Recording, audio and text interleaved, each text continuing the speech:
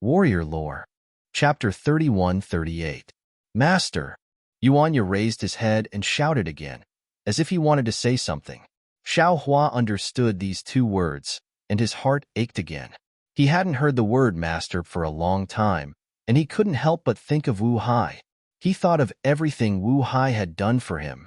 Although Wu Hai was now a soul, and as the second soul in the space, his future was second only to Xue Xue, but he was no longer a living person. However, the old man seemed to be like Wu Hai, and didn't care about Yuanya at all. He didn't even answer him. Yuanya seemed to be used to all this, and when he shouted and didn't receive any response, he raised his hammer again, and hammered Xiao Hua out of the earth-yellow crystal. It had to be said that Yuanya's craftsmanship was really good, and it wasn't inferior to Botting's skill. The earth-yellow crystal was abnormally solid, and Yuanya probably used a sledgehammer to hammer Xiao Hua out of the crystal more than 100 times. Except for the first hammer, which Yuanya didn't know Xiao Hua was inside. The other 100 hammers were very careful, and didn't touch Xiao Hua's skin at all.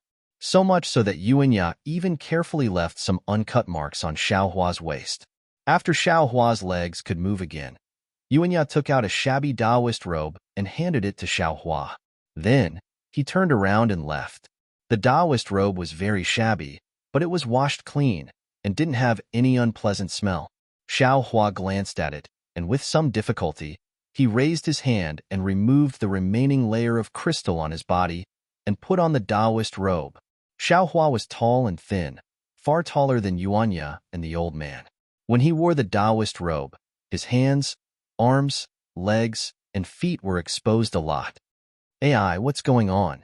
Xiao Hua just raised his hand, and he felt his arm go numb, as if his arm was extremely heavy. Even when he slightly raised his leg was extremely heavy, and he couldn't move it at all. After trying to take a few seemingly stiff steps, Xiao Hua understood in his heart. The earth origin was different from the fire origin. Before Xiao Hua lost consciousness, it had already produced a lot of earth attribute spiritual energy, completely blocking Xiao Hua's meridians and body.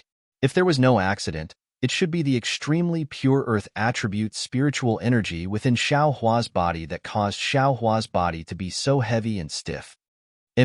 This earth element energy is directly produced by the earth essence, just like the earth crystal Yao milk, or even purer. As long as I can refine this energy, my cultivation will definitely reach a higher level. The toughness of his body and meridians is also extraordinary. After he understood, Xiao Hua rejoiced in his heart. Not only was this not a calamity, it could even be said to be an opportunity. Speaking of the calamity, Xiao Hua looked at the crystal stones on the ground. Obviously, these were also things that had spilled out from his body. If there was any danger in the tiny whirlpool, these crystal stones would protect him. If this is the Shi country of the hidden immortal continent, it should be on the opposite side of the Western Sea, in the east direction. It was millions of miles away from the eye of the West Ocean. That sea eye, my goodness, it's really powerful. Xiao Hua inwardly clicked his tongue. However, this place might not necessarily be the state of Shi of the hidden immortal continent. This Xiao had better seize this opportunity to successfully master the clear eyes technique. If I learn the language of the 3 continents as soon as possible, I won't have to go through so much trouble. Soon after, Xiao Hua heard the sound of footsteps again. It was Yuanya walking over. Seeing that Xiao Hua had already put on his Taoist robe, Yuanya bared his teeth and smiled at Xiao Hua. Yuanya was a young man around 20 years old. Apart from his somewhat dark skin, somewhat sparse hair, and some scars on his face, it could be said that he was an extremely handsome young man. In particular, Yuanya's smile was very infectious. When he smiled, his round eyes overflowed with a kind of intimacy, causing people to feel a kind of intimacy for no reason.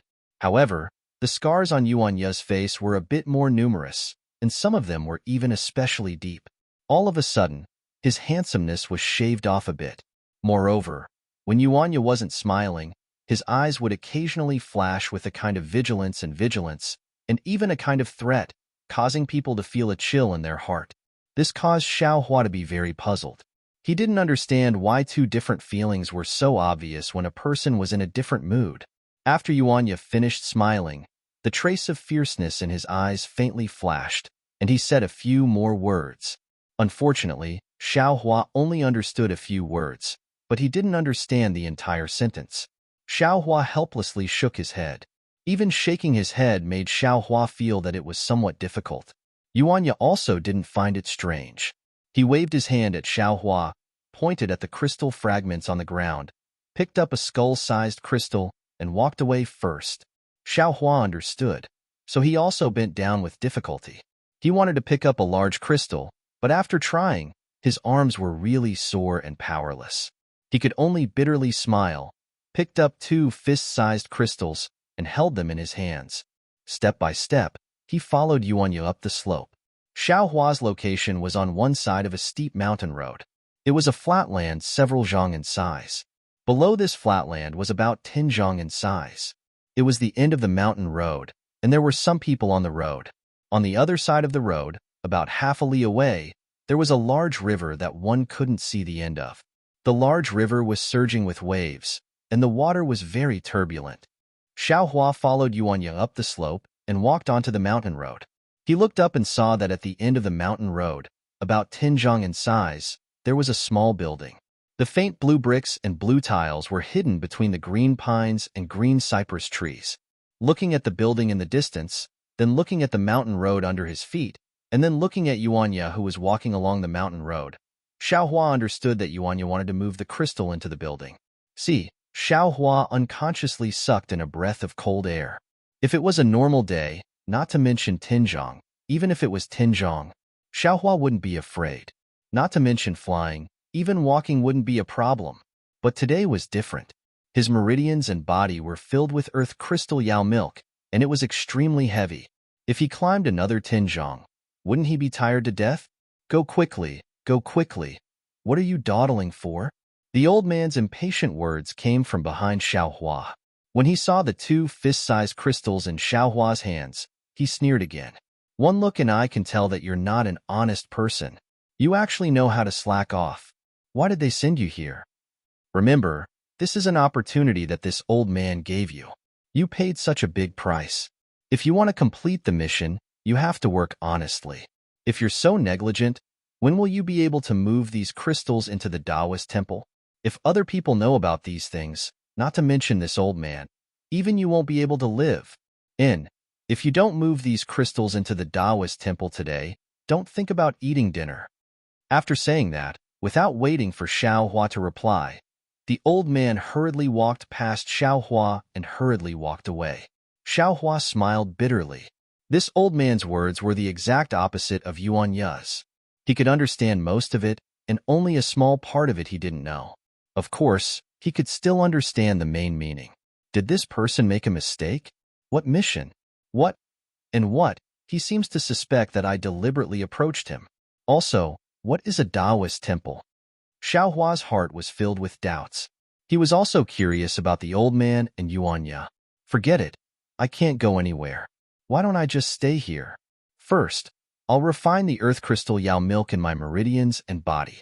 When I regain my freedom, I'll go to paradise. Xiao Hua thought and felt relieved. Step by step, he walked towards the Taoist temple. With every step, he circulated the dragon transformation incantation and heavenly infusion technique in his body. Just as Xiao Hua circulated these 2 secret techniques, he discovered that not only had the heavenly infusion technique entered a new stage, even the dragon transformation incantation, which had been dormant for a long time, had entered the 2nd stage of cultivation. Xiao Hua was overjoyed. He carefully sensed the changes. After the dragon transformation incantation and heavenly infusion technique entered the 2nd stage of cultivation, there were obvious changes. Previously, no matter which secret technique it was, they all refined the spiritual energy and turned it into true qi or even true essence for the dantian and golden core to use. Now, the 2 secret techniques were also refining the spiritual energy. However, the spiritual energy did not flow into the meridians and dantian. Instead, it was used by the meridians and body. In other words, the dragon transformation incantation was used to refine the meridians, while the heavenly infusion technique was used to refine the body. Good, Xiao Hua was even more delighted. This dragon transformation incantation is used by Yao cultivators to transform into dragons. When cultivated to the extreme, I can definitely transform into a dragon. I don't really need to transform my meridians into dragons. However, if I can open up all the meridians in my body and refine them into a whole, connecting my middle and lower dantian, wouldn't my cultivation reach a whole new level? Moreover, although I've been refining my body, I always feel that it's weak. With the heavenly infusion technique, won't my body be strengthened?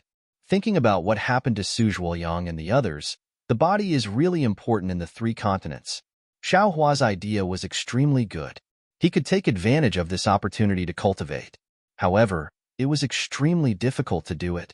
Without divine will and Buddhist awareness, without true energy and true essence, relying only on the 2 secret techniques to completely block the meridians and body, it would be difficult to complete the earth crystal Yao milk if one did not have great willpower. Xiao Hua was either stingy or easily soft-hearted. However, his biggest advantage was his willpower. Once he set his mind on something, he would always be able to do it to the extreme. Step by step, he walked to the middle of the mountain path. Yuanya had already turned around and went straight down. His meridians and body had finally refined the first strand of spiritual energy. This spiritual energy was very strange. It was not ordinary true energy. Instead, it was a kind of indescribable strand. It easily entered the meridians and body and could no longer be found. Seeing Xiao Hua holding 2 crystals in his hands and walking with such difficulty, Yuanya frowned. However, he did not say anything. When Xiao Hua was about to reach the Taoist temple, Yuanya caught up with him again. However, he was carrying a crystal that was about the same size as his hammer on his shoulder. Not bad. This kid has some strength. Xiao Hua glanced at him and praised in his heart. -11. Chapter 31-39. Yuanya quickly passed Xiao Hua. When Xiao Hua arrived in front of the Taoist temple, Yuanya quickly walked out of the Taoist temple and walked down the mountain path. When Yuanya walked past him, Xiao Hua raised his head and carefully looked at the Taoist temple that the old man had mentioned. This Taoist temple was extremely dilapidated. It was far from the green bricks and green tiles that Xiao Hua had seen from afar. The so-called beauty came from a distance, and it was also because of the green surrounding the Taoist temple. At the front of the Taoist temple was a small dilapidated decorated archway. The decorated archway was only a few feet wide and 2 feet tall. There was no color on it, only black stains and spots of rust from the wind and rain. Directly above the decorated archway was an even more dilapidated plaque. The writing on it was abnormally blurry. Xiao Hua looked at it a few times, but he couldn't tell what was written. Behind the decorated archway was a small courtyard. There was a door that was a few feet shorter than the decorated archway. At this time, the door was half closed. On the red wooden door, there were a few broken gaps that let in some light. Because of the withered paint, it was like the scales of a fish, densely packed together. Xiao Hua pushed open the wooden door, making a sound. The door's axle clearly hadn't been oiled for a long time. Behind the wooden door was a screen wall that had almost collapsed.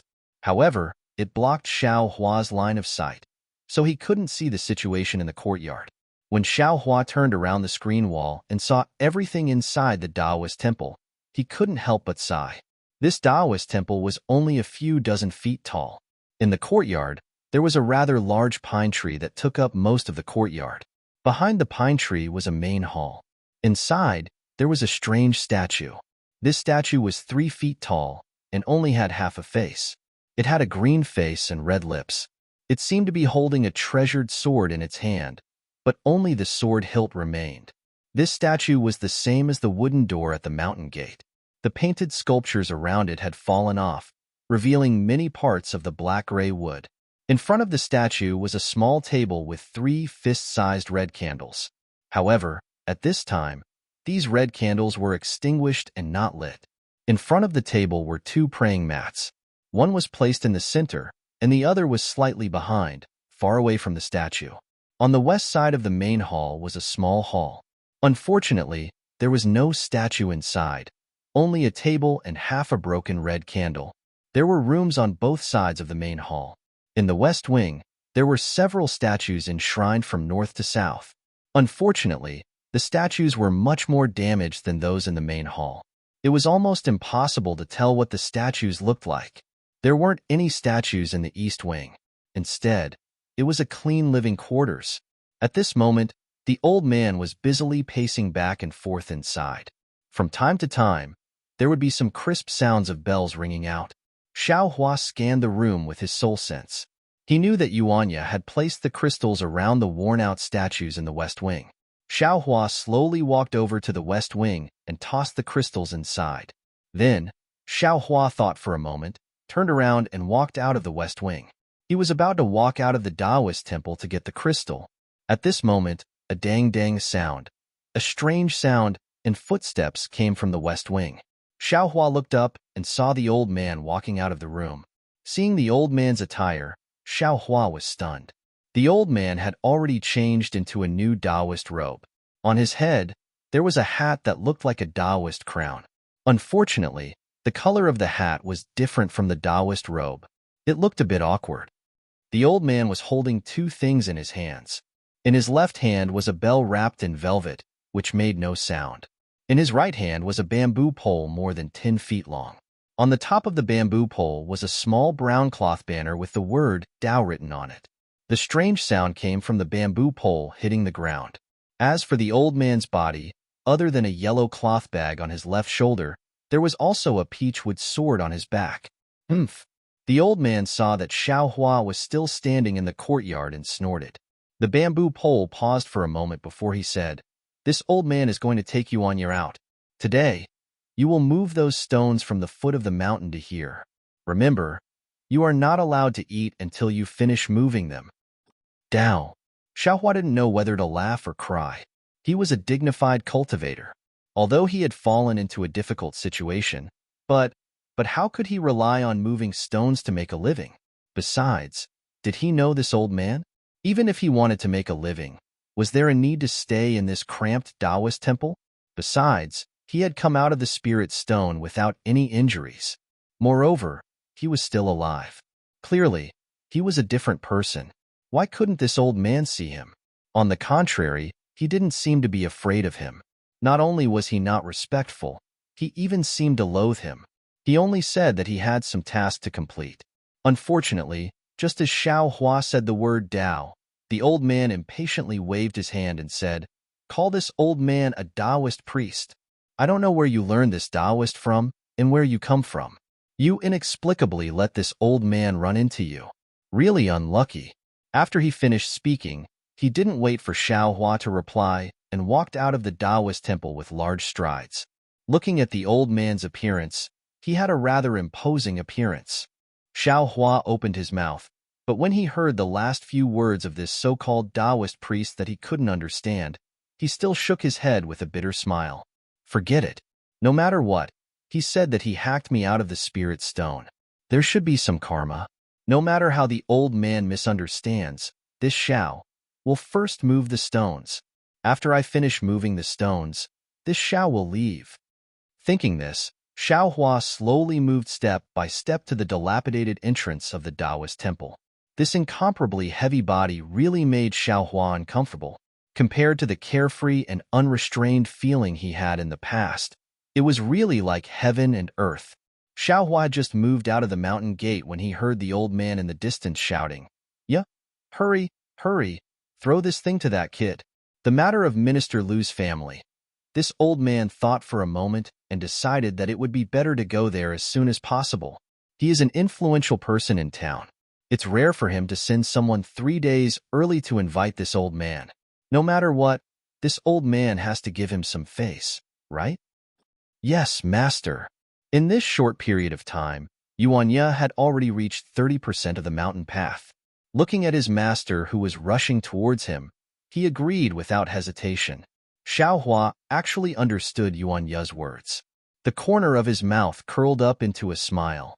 In his mind, the honest and considerate face of Xiang Yang unconsciously appeared. This master and disciple pair is actually somewhat interesting. Xiao Hua originally had the intention to leave, but his brows relaxed again. He said with a smile, "Sending Lu to paradise is actually not that urgent. As the ancient saying goes, If a worker wants to do a good job, he must first sharpen his tools. This Xiao is currently struggling to move forward. Even if I have the heart, I am powerless. Refining the earth crystal Yao milk in my body would take several years. Rather than hiding in the immortal cave and bitterly cultivating, it would be better to follow this master and disciple pair and see the hearts of the people in this ancient town. Reading about the various states of the hidden immortal continent might be somewhat beneficial for pregnancy. Speaking of pregnancy, Xiaohua's face became somewhat gloomy again. It seems that he has never heard of a cultivator who lost their golden core while cultivating, right? Right now, although he had just started to refine the earth crystal Yao milk, Xiaohua felt that there would still be a small amount of true qi flowing into his lower dantian. However, the invisible golden core in his lower dantian was like a bottomless pool. No matter how much true qi and true essence entered, it would not be able to contain it. Xiaohua was afraid that one day, this golden core would mysteriously explode. Of course, that step seems to be too early. This Xiaohua thought as he slowly walked down the mountain path. However, this mountain path has always been easy to go up, but difficult to go down. Right now, Xiaohua's hands and feet were not easy to control. Just as he walked a few steps, his foot slipped, and a majestic late-stage foundation establishment cultivator with half a foot in the nascent soul realm actually rolled down the mountain path like a gourd. Damn it, really shameful. Xiaohua almost cried out. He was almost 200 years old, yet he still made a fool of himself like this. Fortunately, there will be no one on this mountain path. That so-called Taoist priest and Yuanya also just left. At worst, he would roll down halfway and stop at the side of the road. At worst, he would fall into the river again. He was not even afraid of the magnificent West Sea. Why would he be afraid of this? This matter was also a coincidence. Xiaohua's rolling gourd was not as weak as Xiaohua thought. He actually kept rolling down without stopping at all. It seemed that if nothing unexpected happened, he would really roll down the mountain path at the bottom of the mountain. Just when Xiaohua was feeling extremely depressed and was thinking about how to stop, he heard a roar that sounded like a wild beast. Immediately after, Xiaohua felt a huge force blocking him. Xiaohua's body was pushed down a few feet by this huge force before he finally stopped. When Xiaohua looked up, he saw that it was Yuanya who had just left. He did not know when he had returned. Yuanya used his hand to block himself, but his arm was cut a few feet on the ground and was already badly mutilated. "Are you okay?" Although Yuanya's words were short, Xiaohua did not understand. However, seeing the smile in Yuanya's eyes, as well as that trace of concern, Xiaohua's heart warmed. What he understood in his heart was that his body was covered in earth crystal Yao milk. If he felt incomparably heavy, then how heavy was his body? Of course, it could not be counted like this. However, even if it was not earth crystal Yao milk, how big was the force of his fall when he rolled down a few hundred feet? If Yuanya did not have great strength, perhaps he would also be pushed down the mountain path, right? Xiaohua shook his head slightly, indicating that he was fine. When Yuanya saw this, the concern on his face disappeared and returned to indifference. A kind of natural vigilance appeared in his eyes. Immediately after, Yuanya stretched out his hands and cut a few times on the mountain path. His hands were covered in dirt and dust.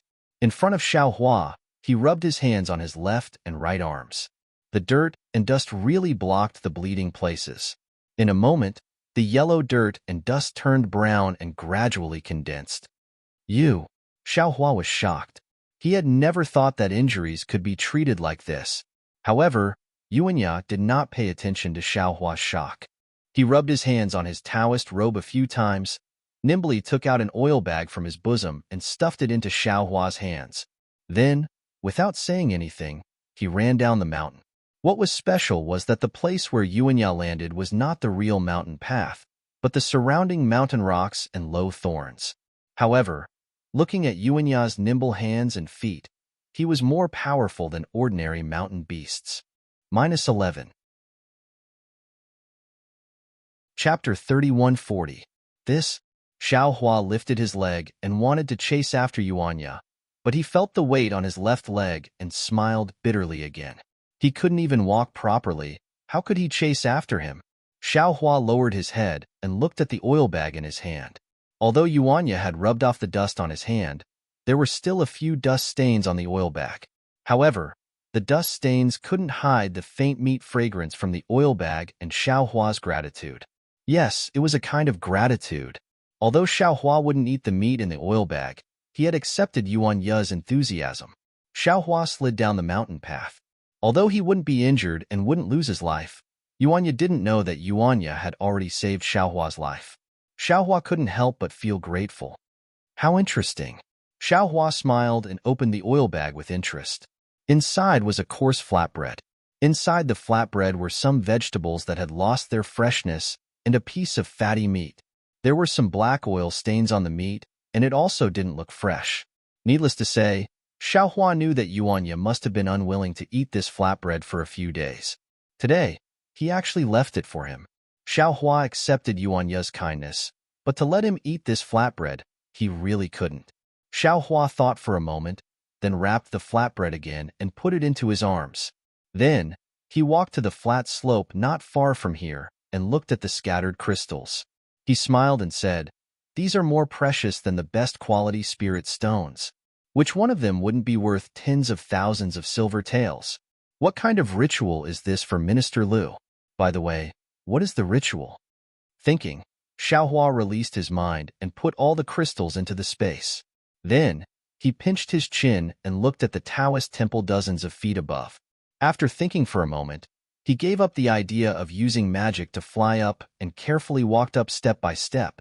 After entering the small Taoist temple, Xiao Hua walked to the west wing and threw out all of the crystals without missing a single one. Then, he walked to the main hall and sat on the praying mat. He let out a long breath and then closed his eyes and sent his mind into the mysterious dark clouds. For some unknown reason, Xiao Hua's divine sense was exhausted. Even the Buddha's consciousness that was protected by the innate divine restriction in his Niwen palace was also exhausted. Although Xiao Hua wanted to use his Buddha's consciousness to check on his jade eyes, he had to wait for his Buddha's consciousness to recover. Right now, Xiao Hua could only rely on his soul sense and soul technique. Xiao Hua needed to see how his primordial spirit, which had swallowed the fire dragon soul, and how little white dragon soul was doing. When Xiao Hua's mind entered the mysterious dark clouds, he couldn't help but laugh wildly. Previously, after 100 years of bitter cultivation in the West Sea, his ninth heaven spirit origin had already reached the top of the abundant reality sky, but there was still a very short distance before he could break through to the abundant reality sky. At this time, Xiao Hua's Yuan Shun and the little white dragon had already half submerged into the top of the abundant reality sky. The tens of thousands of soul strands had already entangled with the clouds at the top. Green light flickered, and inexplicable green seal characters rolled in the clouds. It seemed that he only needed a little bit of cultivation to break through to the meridian condensing realm. But that wasn't the most important thing. What made Xiao Hua the happiest was Little White Dragon's soul. That day, when Little White Dragon was fighting the Fire Dragon soul in the West Sea's eye, its body had already dimmed and was on the verge of dissipating. But now, Little White Dragon's soul was abnormally condensed, no different from the true dragon soul that Xiao Hua had seen before. Moreover, Little White Dragon's body was no longer the same size as before in the abundant reality sky. Instead, it was incomparably huge, and looked to be at least several zhang thick and several thousand zhang long. Around Little White Dragon's body, the fine dragon scales were abnormally clear. There were strange patterns between each scale. Those patterns looked like runes, but they also looked like heaven runes and earth deeds. The mysteries behind them were not something Xiao Hua could understand. However, there were also traces of fire between these patterns. This fire was abnormally red and almost black. A scorching aura and an almost tangible dragon's might filled the entire abundant reality sky. Roar, hearing Xiao Hua's mind entering, Little White Dragon sensed it and let out a dragon roar. The entire abundant reality sky was resounding, and countless green seal characters fluttered in the air. Then, Little White Dragon rolled its dragon body and flew in front of Xiao Hua in an incomparably vast manner. Following Little White Dragon was Xiao Hua's primordial spirit that was comprehending soul cultivation. This primordial spirit was also different from before. Not to mention other things, just the size of several zhang was already the difference between heaven and earth compared to the previous size of several qi. It was just like a god standing in front of Jade Archive Xiao Hua. Ha ha ha, at this time, Xiao Hua's mind already had the appearance of Jade Archive Xiao Hua. He laughed loudly as he looked at the dragon head that was much larger than him, and cupped his hands. Congratulations, fellow Taoist, congratulations. Your soul has finally condensed. Xiao Hua. On the huge dragon head, Little White Dragon's appearance was extremely fierce, but its tone was still gentle. Call me Little White. I like it when you call me that. In Jade Archive, Xiao Hua nodded, and then his body slowly expanded until it was the size of Little White Dragon's head. Then, he cupped his hands towards the other primordial spirit. Congratulations, fellow Taoist. Congratulations to you too. Xiao Hua's primordial spirit also cupped his hands, his face expressionless as he replied. Jade Archive Xiao Hua carefully sized up this primordial spirit and found that the appearance of this primordial spirit was very clear. It was no different from him, but countless green seal scripts were rolling slowly in its eyes, and there were no human emotions in them. Moreover, the clothes of this primordial spirit were strange as well. It was not a Taoist robe, but rather similar to those worn by millions of soul cultivators in Ming Mountains. Although the clothes covered the soul cultivator's primordial spirit, in Jade Archive Xiao Hua's eyes, he could see clearly that although the primordial spirit was condensed, there were still many flaws in it, and it was not complete. Perhaps only after completing the cultivation of the 9 heavens of spirit origin could this primordial spirit be truly condensed. Little White, after looking at the soul cultivator's primordial spirit, Xiao Hua said to Little White Dragon's soul, "Now that your soul has condensed, what do you plan to do?" "Transform into a dragon." Little White Dragon said without hesitation, "Originally, I planned to use you to seize the body of a dragon, so that I could truly leave this place. But now that I've devoured the soul of a fire dragon, although it can fulfill my long-cherished wish of transforming into a dragon, it also brings with it difficulties. This dragon soul is a true dragon, and my soul is also a true dragon soul. An ordinary dragon's body can't bear a soul like mine, so the dragon's body can only collapse, and my soul can only dissipate along with it. The only thing I can do now is to see if the Dragon Clan has any secret arts that can allow me to truly transform into a dragon." "The Dragon Clan?" Jade Archive Xiao Hua smiled wryly. "I've just arrived in the 3 continents, and I've never seen any Dragon Clan, let alone know if they have any secret arts that can allow you to transform into a dragon." "It doesn't matter," Little White Dragon replied.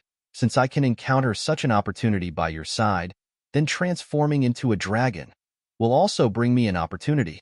Even if I don't have such an opportunity, I'll still be free here. You don't have to be too troubled. It's best if I can encounter it, but it's fine if I can't." Jade Archive Xiao Hua nodded, then asked, "Do you know where the Dragon Clan is? What secret arts do they have?" "I don't know yet." Little White Dragon shook his head. "Although this dragon soul contains the inheritance of a true dragon, I'm not a true dragon, so I can't obtain it. I can only slowly search for an opportunity. However, I know that the Dragon Clan must have a secret art that allows the dragon soul to transform into a dragon again." "All right, I understand." Jade Archive Xiao Hua nodded. "You can cultivate here. If there's an opportunity, I'll help you keep an eye out." "Many thanks." Little White Dragon didn't seem to be polite with Xiao Hua. "By the way, this dragon transformation art..."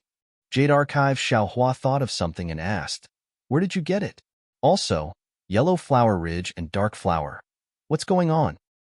"I'm sorry, Xiao Hua." Little White Dragon's answer was beyond Xiao Hua's expectations. "My memory was erased by someone, so the things you said are all blank in my memory. I only know that I was protecting the disciples of Yellow Flower Ridge, and I don't know anything else." "Ah."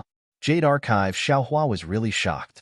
He thought that Little White Dragon would give him a satisfactory answer. "Then, what about the cultivator who killed you? The murderer who killed my Yellow Flower Ridge?" Jade Archive Xiao Hua asked again. Don't tell me you don't know. Of course I know. Little White Dragon immediately told him the whole story.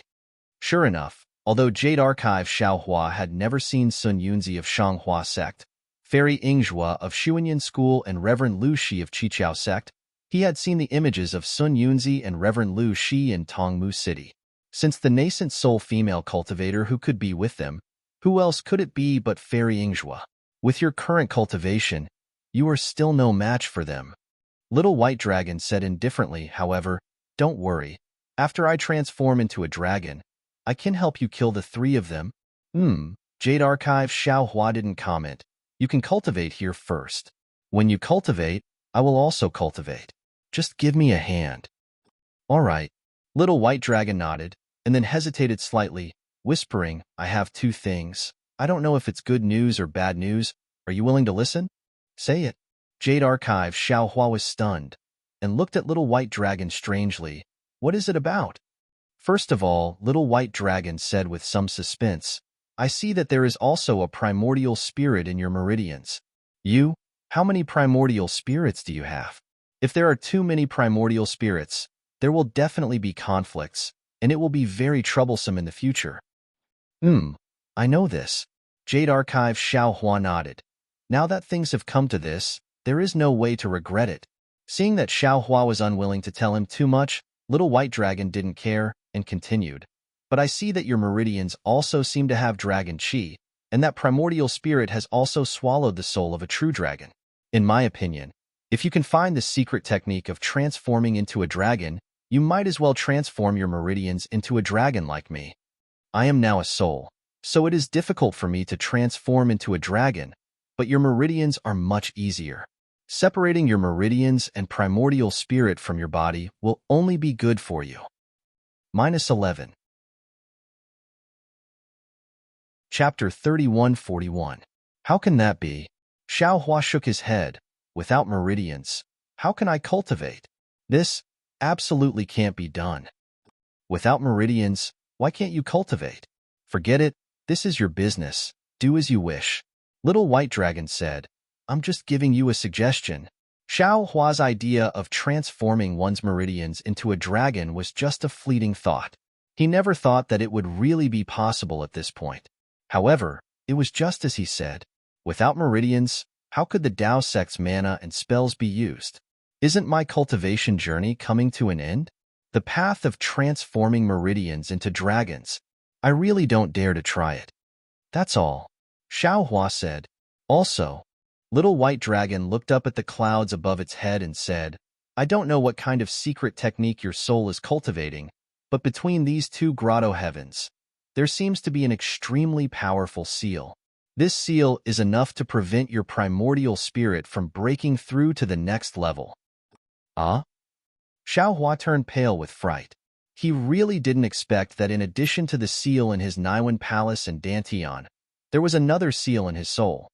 Damn it, this is a seal in my soul. What kind of old monster did I offend? Xiaohua almost gnashed his teeth. If the old monster with the soul division sealed my Naiwan Palace and Dantian, it's still acceptable. How can their magic power penetrate into my soul? They are Dao sect's cultivators. But you don't have to worry. Little White Dragon said again, if it was before, I wouldn't be able to do anything. Now that I have the soul of a true dragon, the heavenly fire in my soul is enough to break this seal. I have nothing to do here, so I'll cultivate while helping you break the seal. Then I'll have to trouble you. Xiaohua bowed and thanked.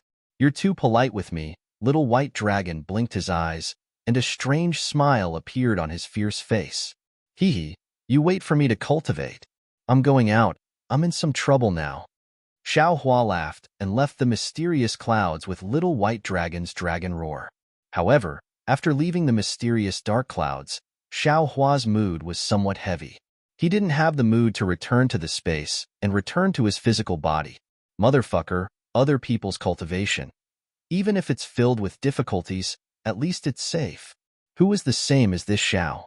If it wasn't the Naiwan Palace that was sealed, then it was the Middle Dantian that was sealed. He had risked his life to remove the two seals, but now, a seal had appeared in his soul.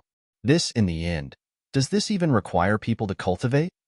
Xiao Hua opened his eyes and looked at the sky that was starting to brighten in the west. He was truly speechless. This Xiao's dantian was sealed because this Xiao cultivated the Carefree Heart Sutra in the past. As for the Niwen Palace being sealed, I'm afraid it has something to do with the memories. Xiao Hua frowned. But what's the reason for the seal in the soul? Could it be that this Xiao was also a soul cultivator in the past?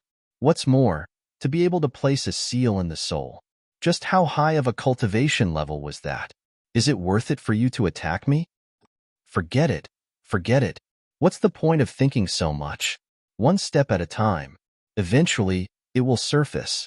Xiao Hua shook his head and thought to himself, right now, the biggest problem is to first refine the earth crystal Yao milk. It's best if I can move freely. Immediately, Xiao Hua closed his eyes and meditated again. Time passed extremely quickly. Xiao Hua only felt that in an instant, the sky had darkened. A burst of hurried footsteps came from outside the Taoist temple. Bang! The shabby small door was suddenly knocked open by someone. Xiao Hua didn't release his soul sense. He originally thought that the unknown old man and Yuanya had returned. However, when he opened his eyes, he saw a middle-aged man wearing shabby clothes. His face was filled with grief as he staggered in. He didn't even look around as he knelt in front of the main hall. Bang! Bang! Bang! Bang! He kowtowed towards the tattered statue in the main hall. His mouth was even muttering sorrowful cries. His voice was extremely muffled and indistinct. Xiao Hua couldn't hear him clearly.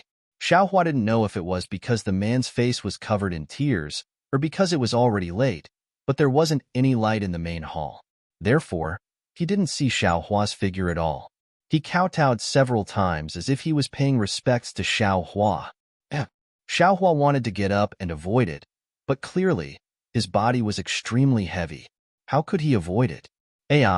Although I'm an ordinary person, this kowtow isn't something that can be casually accepted.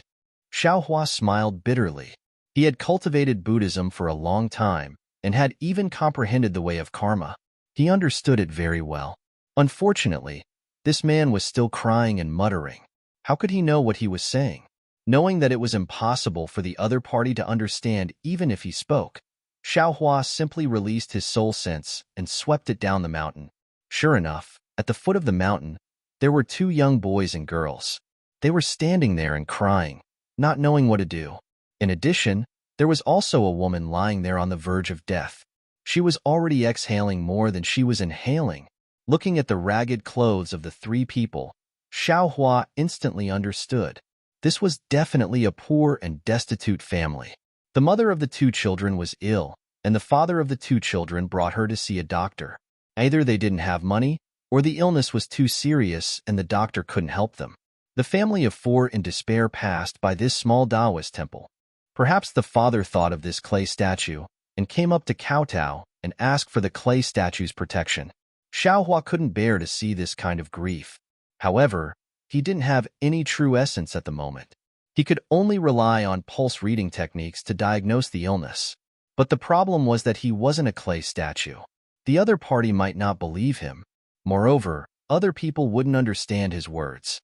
Looking at this woman's appearance, she might not be able to wait until Yuan Ya and that old man return. Maybe I can give it a try. Xiao Hua pondered for a moment. He saw the man stand up, wipe his tears, and put on a strong face. He turned around and hurriedly left. Xiao Hua immediately took out an ordinary parasol pill from his space. He divided it into two parts and waved his hand. It landed on the man's head. Xiao Hua quietly leaned down and nestled under the statue's body. The man was stunned.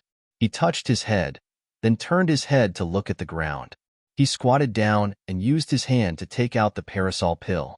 But at this time, it was really dark. There was no moonlight. The Taoist temple was silent.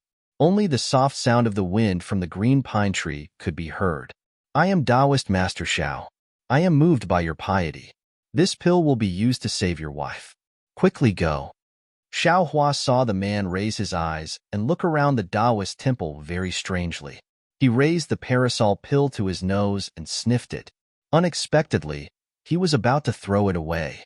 Of course, Although Xiaohua didn't have any magic power, it was extremely easy for him to make his voice sound like a statue's. The man was greatly alarmed. He almost threw the parasol pill away. Although he didn't understand Xiaohua's words, he was also blessed with good fortune. He knew that this was a gift from the gods. He muttered something and used all his strength to kowtow a few more times. Only when his forehead was bleeding did he hastily run down the Taoist temple. Xiaohua naturally didn't feel at ease. He followed with his soul sense and saw the man put the parasol pill into the woman's mouth. Unfortunately, the man didn't wait for the woman to show any improvement. He carried the woman again. The two young children each pulled a corner of the man's clothes. The four of them hastily left. Xiaohua sighed and withdrew his soul sense. He himself didn't know whether this parasol pill would be useful to that woman or not. I'd better hurry and understand the language of the 3 continents.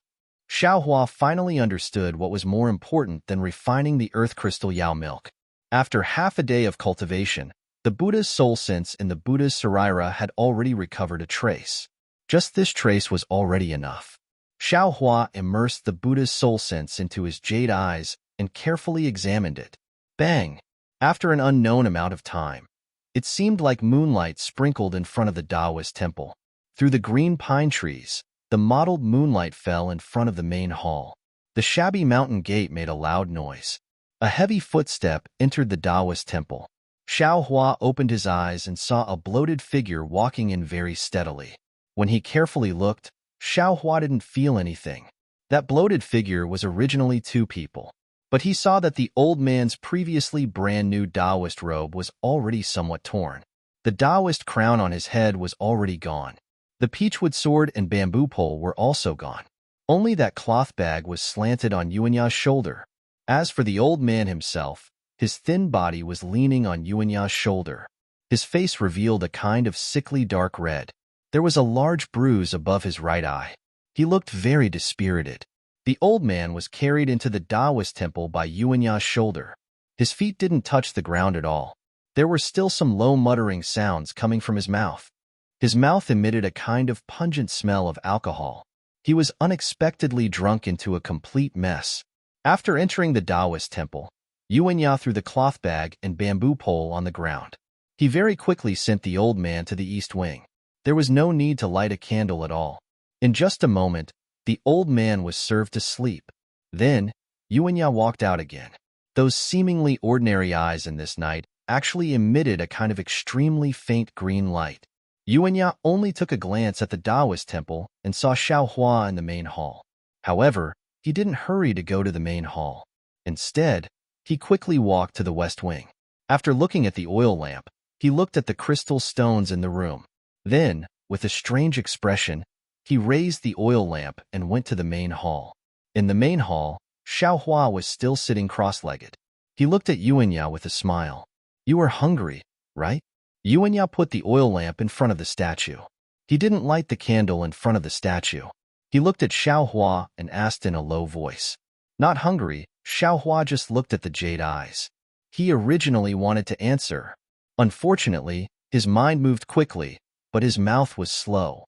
Yuanya didn't wait for Xiaohua to speak. He stretched out his hand and carefully took out another oil bag from his bosom. He took out an already cold bun from inside and put it in his mouth. Then, he handed the oil bag to Xiaohua. -11. Chapter 3142. Seeing this, Xiaohua simply did not answer. He smiled and took the oil bun. Without using the light, Xiaohua already saw that there were 2 identical buns inside. Hee, Xiaohua laughed. He took out the previous oil bun and handed it to Yuanya along with the oil bun. He stuttered as he replied, "I'm not hungry. You can eat it yourself." "Oh, you can speak?" Yuanya was stunned for a moment. He raised his hand and said, "You can eat it. I already ate with Master." However, as Yuanya waved his hand, a thunderous sound came from his stomach. "Ha ha ha, you can eat it yourself." Xiaohua threw the oil bun and laughed. Seeing the oil bun being thrown over, Yuanya casually caught it with his hand. It was extremely easy for him to catch it without any signs of panic. However, Xiaohua had already seen Yuanya's vigorous skills on the mountain road in the afternoon. He was not surprised. Then, in front of Xiaohua, Yuanya did not wolf down the food in his hand. Instead, he carefully chewed and swallowed it slowly.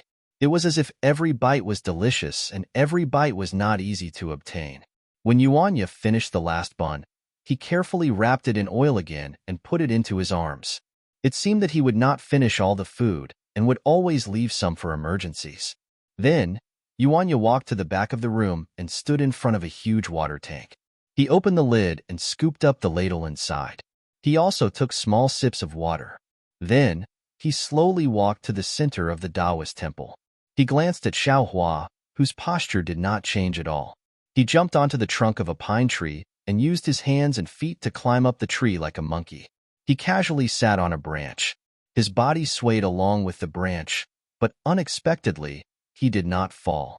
Yuanya raised his eyes and looked into the distance. It was outside the Taoist temple. The moonlight shone on the foothills. Then, he reached into his pocket and took out a fist-sized thing. This thing looked like a peach, but there were a few small holes on it. Yuanya put this thing to his mouth. Then, a sad whimpering sound came from this strange thing. This sobbing sound rose and fell, and it was actually very rhythmic. In the dark night, under the moonlight, it was like a gurgling stream flowing endlessly. Xiaohua originally had a smile on his face as he listened, but after a while, he started to frown. Obviously, from this nameless piece of music, Xiaohua could hear the bitterness and longing in Yuanya's heart. Damn it. Yeah. You still want me to sleep? I have to listen to your damn song every day. Who are you thinking about? You didn't say anything when I asked you to. If you really want to, then go look for her. If you keep playing, I'll throw your son into Liao River. Suddenly, the old man's angry roar came from the west wing, interrupting Yuanya's music. Yuanya didn't say anything and immediately put away the so-called son. Then, he used his hand to hold the back of his head and lay down on the branch to rest. Io, this guy is actually sleeping on a tree branch. No wonder I couldn't find his bedding in the entire Taoist temple. Xiaohua understood from below and couldn't help but be astonished. Then, Xiaohua blew on the oil lamp and extinguished it. He also closed his eyes and started to meditate. The entire Taoist temple was filled with the gentle sound of the wind. Outside the Taoist temple, wild insects were chirping and thunderous snoring sounds came from the east wing. The night quickly passed. When the sun rose, Yuanya took advantage of the thin mist and jumped down from the tree branch. Not only did he fill the water tank with water, but he also lit a fire on a simple stove beside the water tank. He placed a small pot on top of it and began to cook porridge. While cooking porridge, Yuanya picked up a broom and swept the fallen leaves and dust in the Taoist temple clean. Xiaohua opened his eyes and looked. Yesterday's scraped wrist and arm were already healed. Even Xiaohua was surprised by the healing ability of Yuanya's body. Looking at the fire on the stove and smelling the fragrance of the rice in the small pot, Xiaohua bitterly smiled. According to the old man's weak divine sense, even if he wasn't at the foundation establishment stage, he was at the 12th layer of the qi refining stage. He should have already fasted long ago and didn't need to eat these things. Xiaohua didn't understand why he was greedy for these things. However, Xiaohua didn't think too much about it. He clumsily got up and slowly walked out of the Taoist temple. He looked around and walked to a small open space next to the Taoist temple. Facing the morning sun, he opened his mouth and swallowed a mouthful of sun essence. Then, he stretched out his hand and started to practice the Big Dipper magical fist. After Xiaohua practiced a few times, he stopped and raised his head to look at the pine branch sticking out of the wall of the Taoist temple. He said with a smile, Yuanya, do you want to learn? Whoosh! There was the sound of the branch shaking. Yuanya, who was originally hiding on the branch and peeking, immediately escaped along the branch. He was even more nimble than a squirrel. Ho ho! Xiaohua chuckled. He already knew that although this young man by the name of Yuanya was simple and honest, he was also extremely alert. He would give him his food, but if he wanted to talk to him, he would need to be in closer contact. Humph! What's the use of a few flowery moves?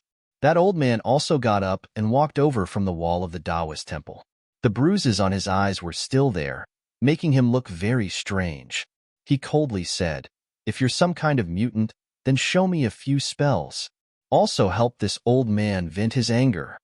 Xiao Hua unhappily rolled his eyes and said indifferently, I'm not some kind of mutant, and I don't know any kind of spells. I'll only stay here and return your favor, then I'll leave immediately. Oh, you can talk. The old man said in surprise. This old man thought you had some kind of strange origin. However, if you want to get close to this old man, there's no need to deliberately give yourself the surname Xiao. This old man wants you to return my favor. It's just pure nonsense. What? I'm deliberately getting close to you? You're not mistaken, right? Xiao Hua was very surprised. He pointed at his own nose and said, What do you have that's worth getting close to? Whether it's true or not, you know it yourself. The old man flicked his sleeve. He didn't ask Xiao Hua's name, nor did he ask about Xiao Hua's origin. He turned around and walked back to the Taoist temple. These two people are really interesting. Xiao Hua touched his nose. He was very curious. However, he also somewhat understood why this old man didn't respect him at all. Listening to this old man's words, it seemed like someone had used a similar method to get close to him before. Forget it. Xiao Hua didn't pay attention to this anymore. He used both his hands and feet to start his homework under the morning sun. Now, Xiao Hua's divine sense had also recovered a bit. Under his divine sense, Xiao Hua could clearly see that his bones had already turned into an ordinary gray color. However, under the cool current of the Big Dipper God Fist, wherever it flowed, his bones would turn into a sparkling and translucent orange color.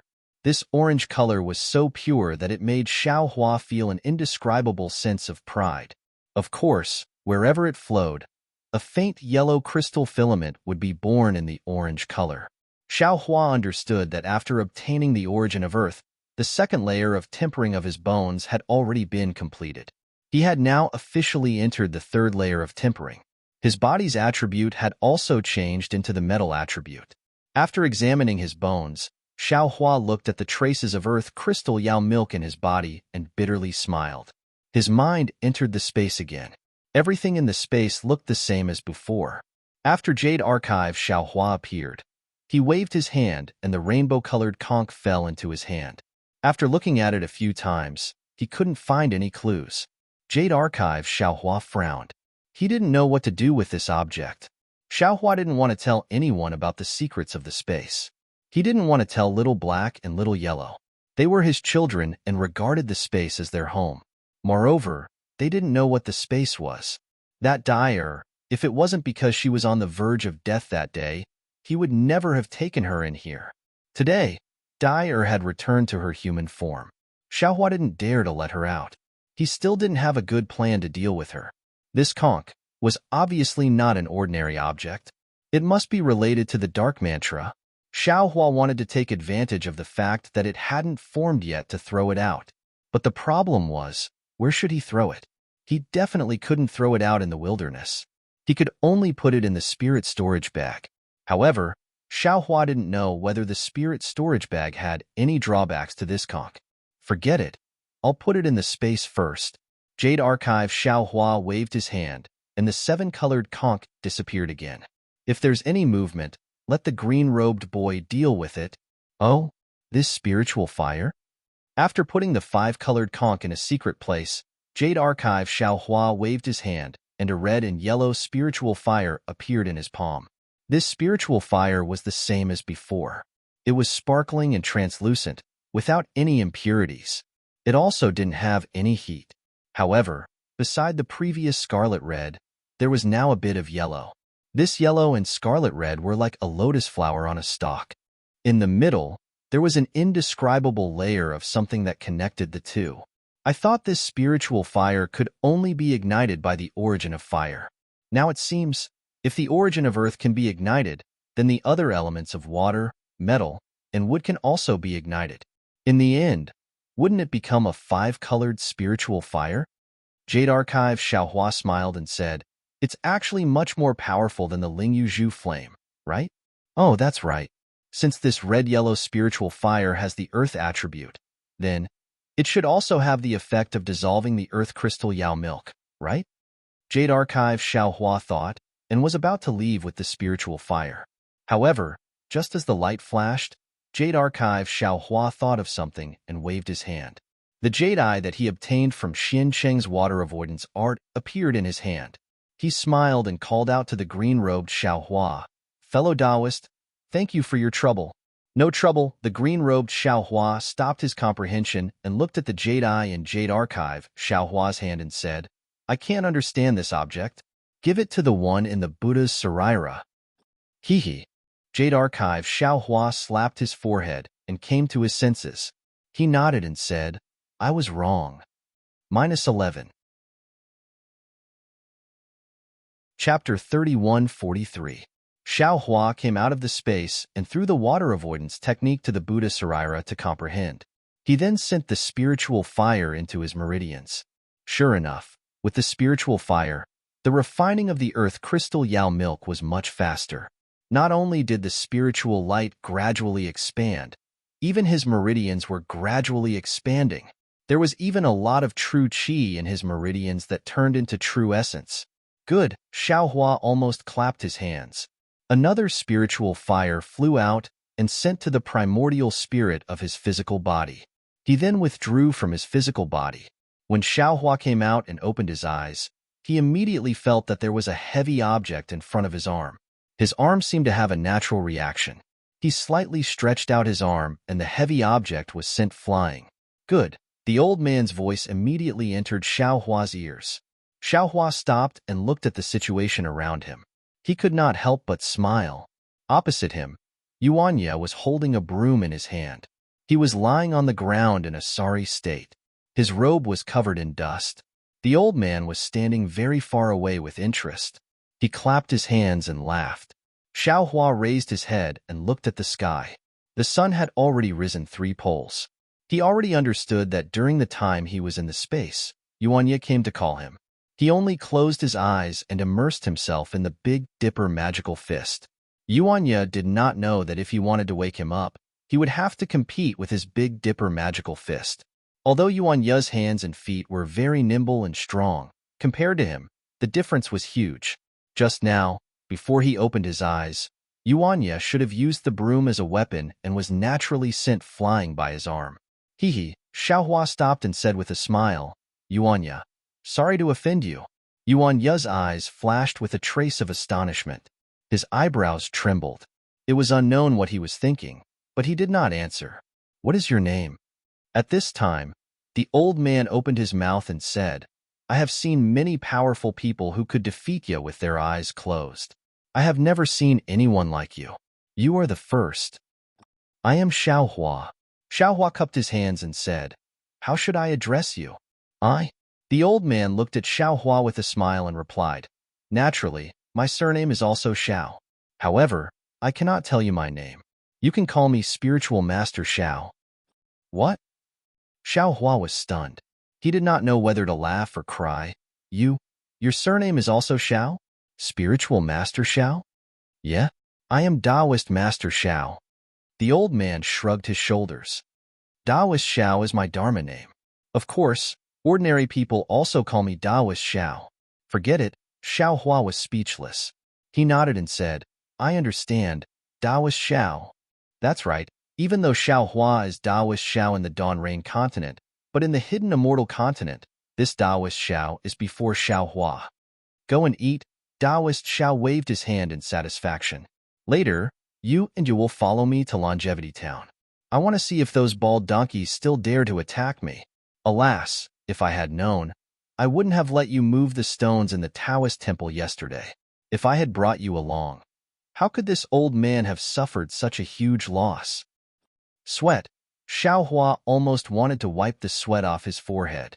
He, a Grand Late Jindan stage cultivator, was actually going to be this so-called Taoist Zhao's hired thug. However, Xiao Taoist priest simply ignored Xiao Hua.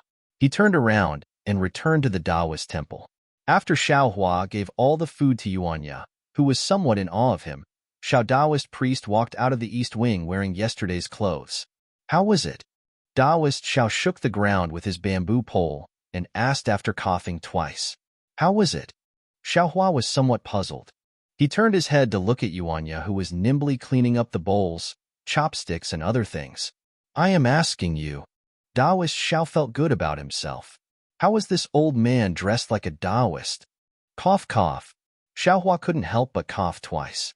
He pretended to smile and said, Why would a Taoist like you need to dress like this? Even if you don't wear clothes, you still look like a Taoist.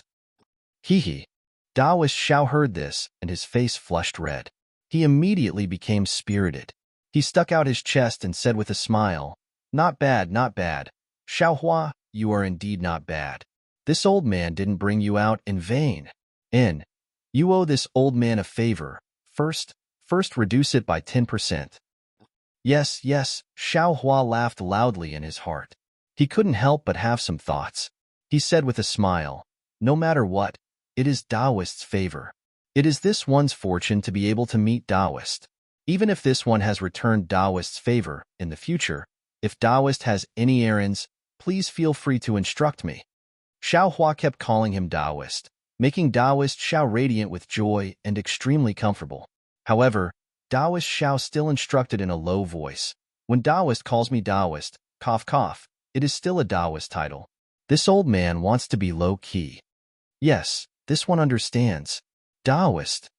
Xiaohua almost held his stomach. He looked at the ground and held back his laughter. He said in a low voice, This one will only call Taoist in front of others.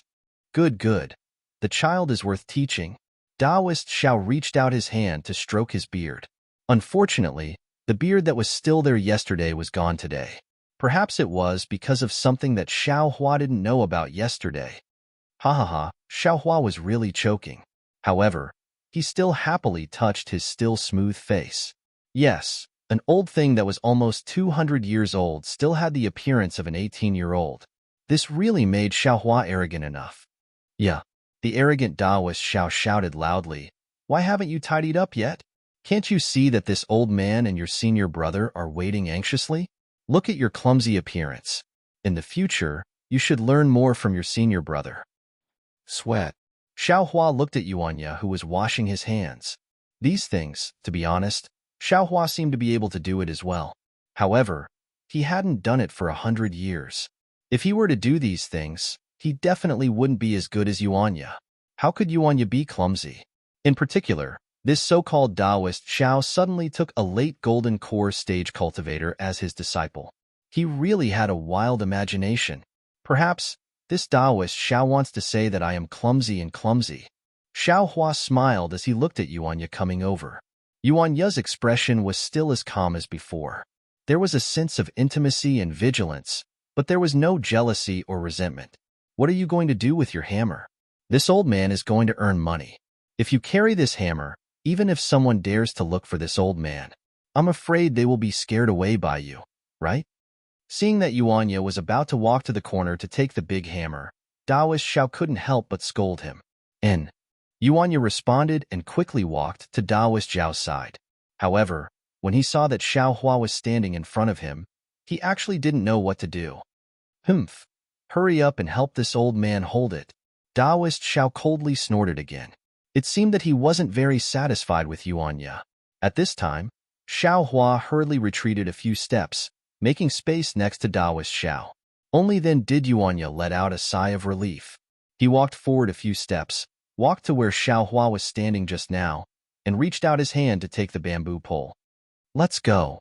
Taoist Xiao reached out his hand and snapped his fingers. He very confidently turned around, as if he was really a real person.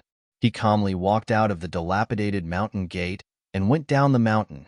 Similarly, Yuanya habitually followed behind Taoist Xiao.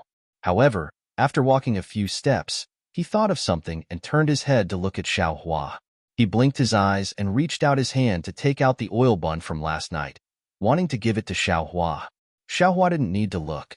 Naturally, he knew that it was the meat bun that Yuanya wasn't willing to eat in the morning. He slightly smiled, waved his hand, and hurriedly followed behind Yuanya. After a night of tempering and practicing the Big Dipper magical fist in the morning, Xiaohua had now somewhat adapted to the weight of his body. Although he wasn't as agile as Yuanya, catching up to Taoist Xiao wasn't a problem. Coming down from the top of the mountain, there was a large road. It was the place where the family of four stopped last night. Now, there were already some pedestrians. There were even carriages that stirred up a cloud of dust as they left. Looking at Taoist Xiao going down the mountain road, he immediately had the appearance of an expert.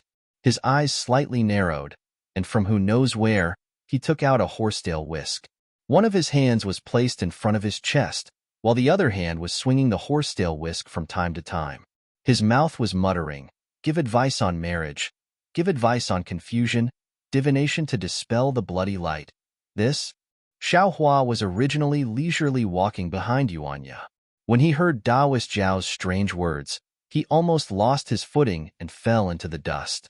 This and the Taoist that he thought were really too different. This lady. Just as Xiao Hua was tidying up his mood, a young woman just happened to walk out of the tea shed. Taoist Zhao's eyes lit up. He quickly walked a few steps, raised his hand and swung the horsetail whisk, saying, "I see that your red Luan stars are moving. I'm afraid that in a few days, a good fate will come close to you, mother." Unfortunately, before Taoist Xiao even got close, a 3 or 4-year-old girl bounced out of the tea shed and said with some dissatisfaction, "Wait for a boy." Taoist Zhao's hand froze in place just like that. However, in the blink of an eye, Taoist Xiao lowered his head and looked at the girl. With a kind face, he smiled and said, "Little sister, how old are you? I see that you have a good bone structure and an outstanding appearance. In the future, you will definitely become a hero of this generation. The heavy responsibility of saving the hidden immortal continent. I'm afraid that I will have to hand it over to you. This old man has a secret manual here. It only costs 3 silver pieces. Take it, it will definitely help you in the future." While speaking, Taoist Xiao felt around in his bosom and took out a small, thin, green leather book. His gaze, however, was looking at the girl in front of him. Wow. At first, the girl was still curiously looking at Taoist Xiao, but in the end, she was so scared that she started crying. Crazy. The girl did not hesitate to scold Taoist Xiao. Kind-hearted woman. Taoist Xiao's face was magnanimous and merciful. He smiled and said, "You and I are fated people. In my hand, I have my Taoist secret manual. Now, because of fate, child's father." The girl shouted loudly. "What's wrong?" A burly man walked out of the tea shed with a meat bun in his mouth. His mouth was full of oil. "Someone is molesting me." The girl fiercely glared at Taoist Xiao and shouted, -11. Chapter 31:44. Who is so daring? The man was furious. He looked around and his gaze landed on Taoist Xiao. Taoist Xiao shrank his head and took a few steps back. The secret book that he had extended was also pulled back. Quang quang. A few muffled sounds could be heard. It was the sound of a bamboo pole hitting the ground. Yuanya took the opportunity to take 2 steps forward. His cold eyes swept over the burly man. Yuanya's eyes were extremely cold. Even Xiao Hua could sense the danger within. The burly man couldn't help but shiver when Yuanya glared at him. He then looked at Taoist Xiao with disdain and waved his hand. "Let's go. Don't lower yourself to his level." Then, the woman picked up the baby girl and walked away with the burly man. Hee. Taoist Xiao seemed to be used to this. However, he still shrugged and said to Xiao Hua helplessly, "You see, this old man. What should I say? This old man is too low-key. They can't see through this old man's inner meaning. They can't understand the meaning behind this old man's words. Too high and too few people. Too bad, too bad." Then, the secret book was sent into one of the 2 sleeves. With a wave of his horsetail whisk, he walked forward again. Xiao Hua only had a smile on his face. He felt that it was fun. However, after he walked a few steps, he raised his eyebrows again. He turned his head and looked at the tea shed that the burly man had just walked out of. Next to the tea shed, under a large banyan tree, 2 old men were facing a chessboard and playing. There didn't seem to be anything wrong. However, Xiao Hua knew that the 2 old men's eyes weren't on the chessboard. Instead, they were looking at Taoist Xiao and Yuanya. How strange, Xiao Hua blinked his eyes. He looked at the 2 figures in front of him thoughtfully. He didn't understand. These 2 people, what was there to monitor? Longevity Town was a large town with a radius of tens of li. Moreover, it was next to a river. It should have been extremely prosperous. Unfortunately, the river flowed outside the town, and the current was extremely rapid, so there was no suitable place for the boats to dock. Therefore, all the boats had to dock at the town of Jishuan, which was about 100 li away from Longevity Town. This was why Jishuan Town was prosperous and Longevity Town was desolate. Of course, whether Longevity Town was desolate or not didn't affect Daoist Zhao's livelihood. Xiaohua followed Daoist Xiao to the side of a restaurant in town. Daoist Xiao raised his eyes to look, coughed twice, and slowly walked to the intersection of the three main roads. He stood there proudly. Yuanya didn't stay idle either. He quickly placed the bamboo pole on the big tree beside Daoist Xiao and left. After a while, he returned with a small table and a chair. After Yuanya placed the table and chair under the big tree, Daoist Xiao slowly walked over. After sitting down, he placed the cloth bag on his shoulder on the table. Then, he stretched out his hand and took out a round bamboo tube. Inside the bamboo tube were nearly 100 thin bamboo sticks. Seeing Daoist Xiao sit down, Yuanya hurriedly took the bamboo pole from the tree. He lowered his head and looked at the ground. With a peewed sound, the bamboo pole was forcefully stabbed into the ground. At the top of the bamboo pole, on the banner, there was a large Dao character. Looking at it, Xiaohua was particularly dazzled. Not only that, Yuanya walked in front of Daoist Zhao's table and took out 2 red strips of cloth from the cloth bag. He hung them on the 2 sides of the table. When Xiaohua looked at it, he saw that on the left and right of the cloth, there were 2 words written on it: foretelling future with mouth, foretelling good or bad luck with eyes. After doing all this, Yuanya walked behind Daoist Xiao and stood there, motionless. However, after a short moment, he seemed to have thought of something. He looked at Xiaohua and hurriedly moved to the left. There was actually an empty spot. What made Xiaohua feel even more helpless was that Daoist Xiao actually turned around and looked at him, indicating that Xiaohua should stand behind him. Ha ha ha, Xiaohua was once again secretly happy. Even if he was a golden core cultivator. Cough, forget it.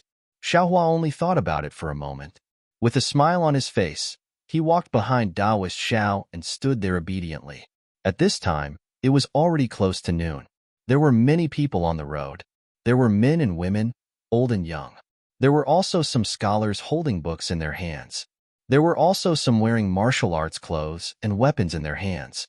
Of course, there was no lack of bald monks wearing monk robes.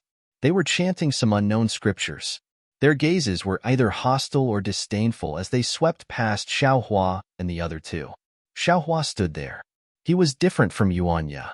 Yuanya had his eyes closed. It was unknown what he was thinking. Xiaohua was looking around with wide eyes.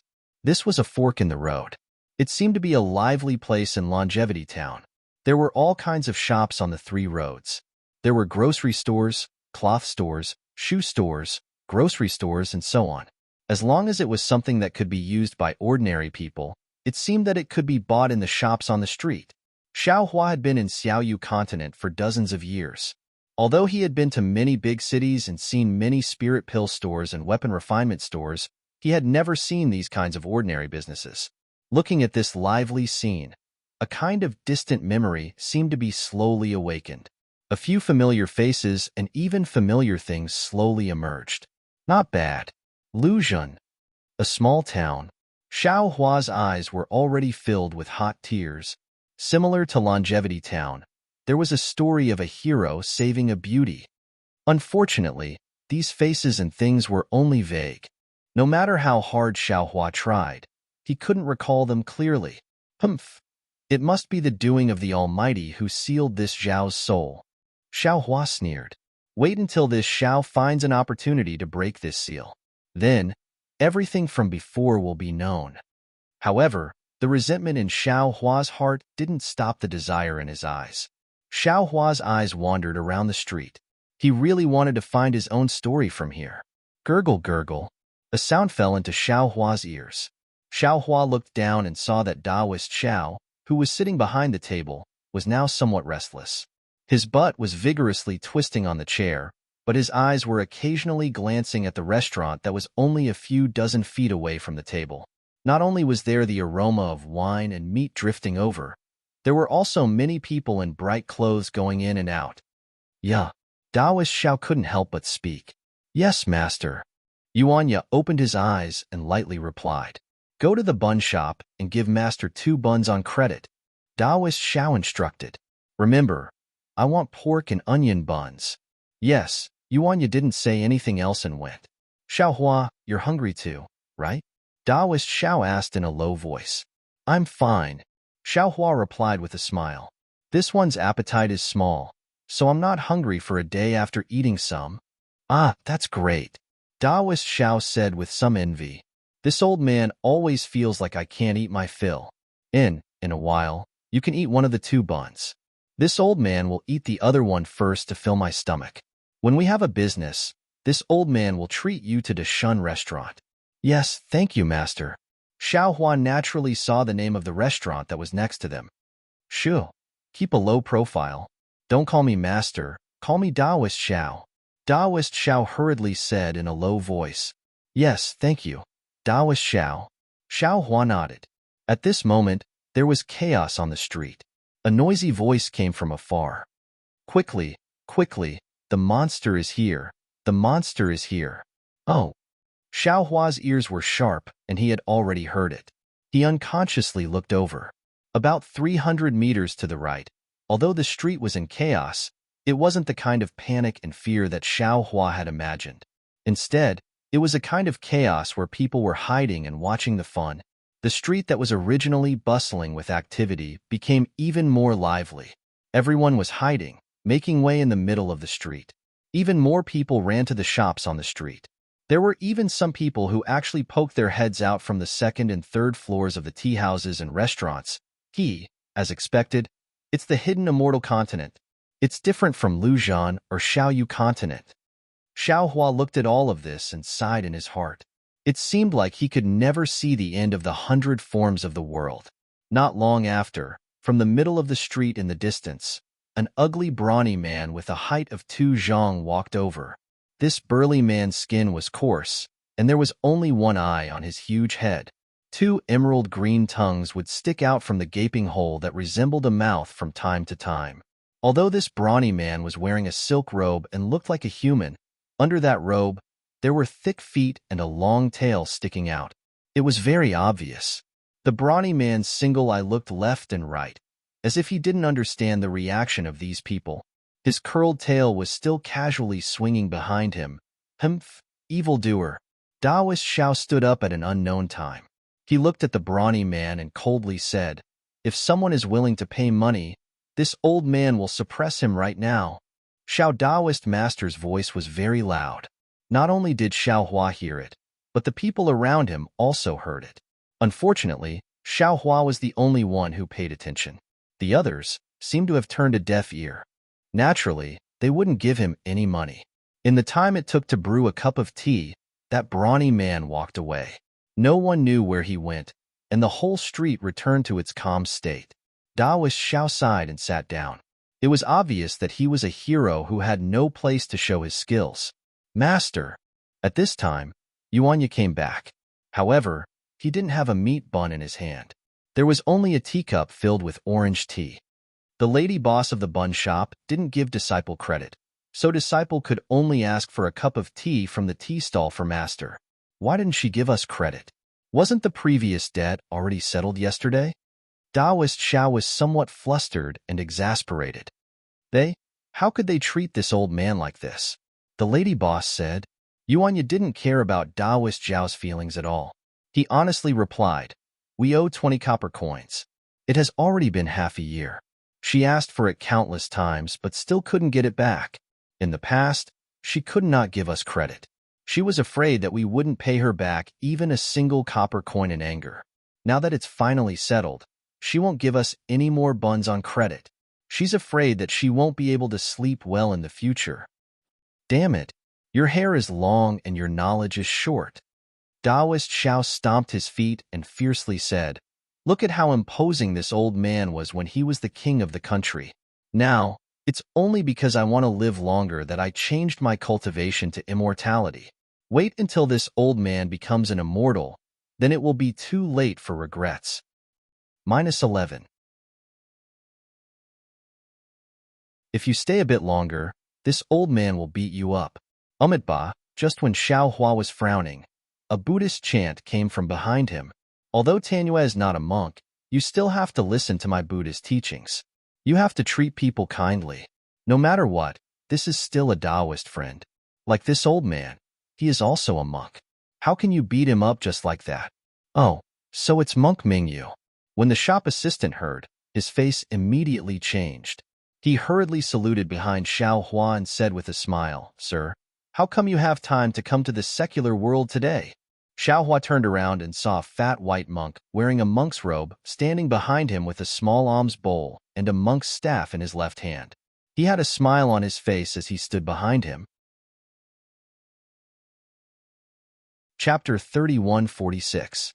Unfortunately, this smile was the same as the shop assistant's, both with a kind of hypocrisy and sarcasm. Buddha has said, "If I don't go to hell, who will? You all have suffered in this mortal world. Although this old monk has already escaped from the sea of suffering, I still can't bear not to come and save you all." Yes, yes, the great monk is merciful. My longevity town has Shaojian Temple, with a great master like the great monk. Only then can we have a peaceful life.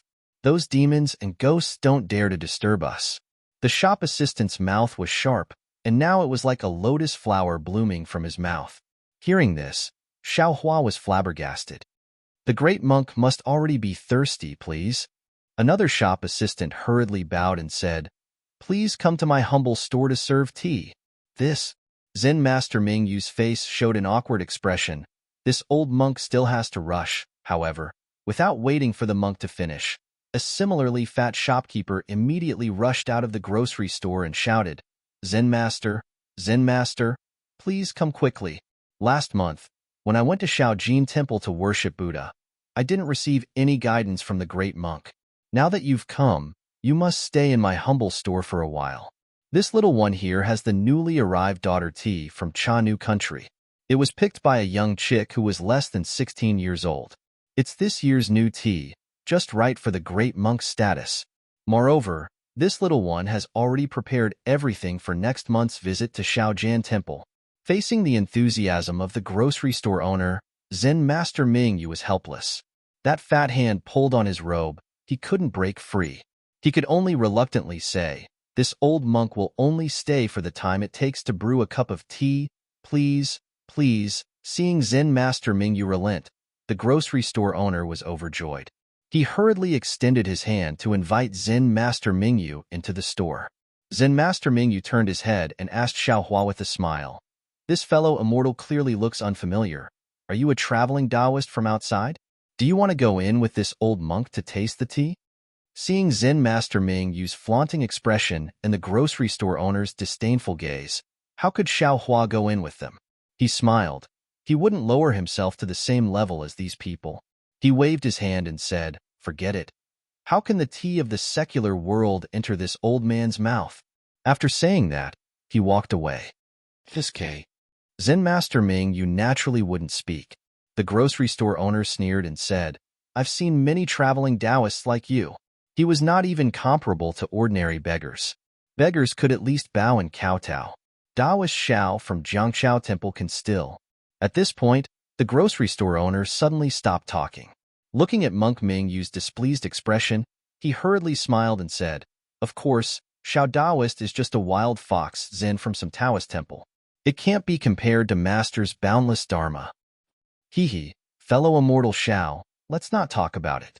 After being locked in a stalemate with this old monk for so long in that small Taoist temple, his illness has seeped deep into his bones, and he has reached the end of the wrong path. Monk Mingyu immediately hid his displeasure.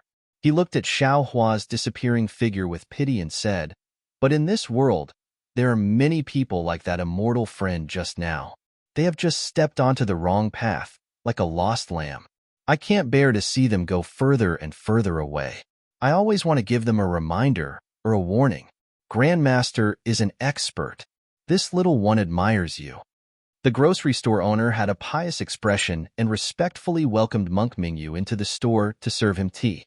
This hidden immortal continent is actually different from Xiaoyu continent. Xiaohua also didn't take this matter to heart. While walking, he pondered, according to Suzhuo Yang, this hidden immortal continent is where Confucian cultivators live. It is reasonable to say that Buddhist sects should avoid it. At the very least, they shouldn't be so arrogant, right? But this monk Ming Yu is openly walking around this longevity town. Moreover, from what the grocery store owner said, this small gold temple seems to be quite famous in Longevity Town. Those Confucian cultivators don't care. Also, these mortals in Longevity Town seem to have a very good impression of Buddhist sections. Even when they saw the demon just now, they weren't afraid. How is it that the mortals of Xiaoyu continent don't know the situation of Tao sects at all?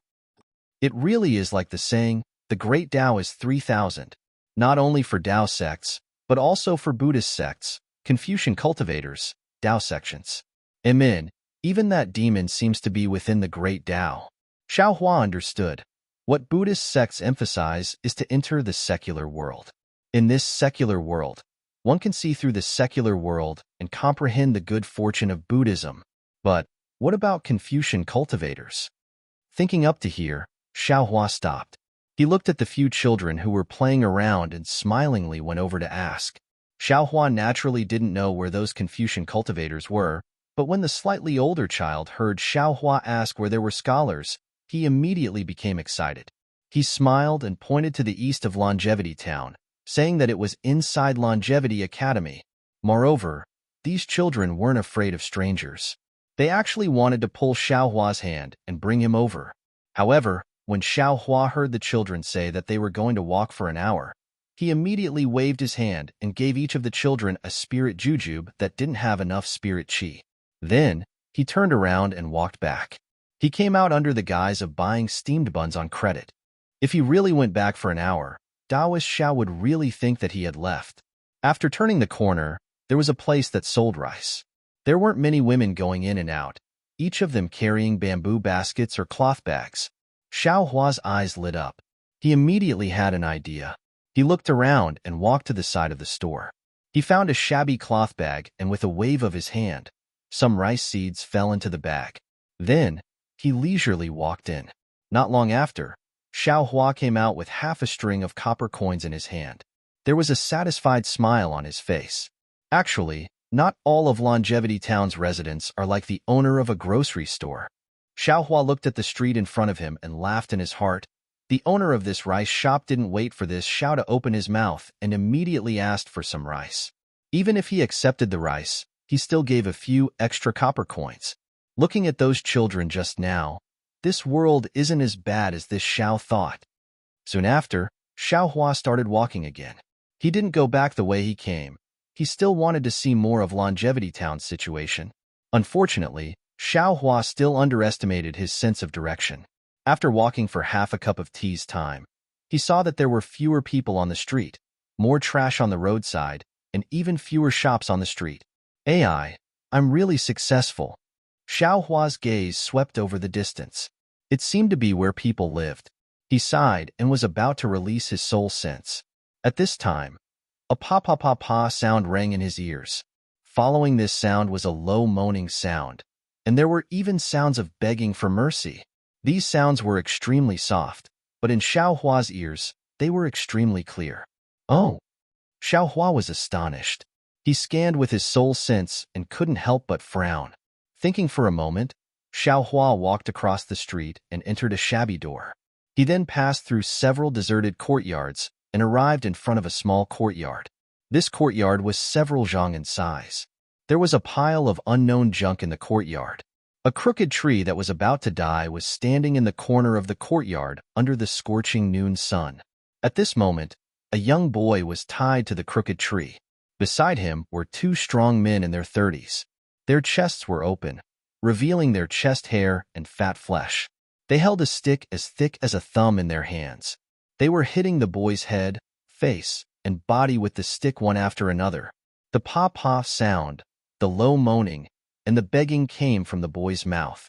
This boy was the one Xiaohua saw on the street. That thief. Master, master.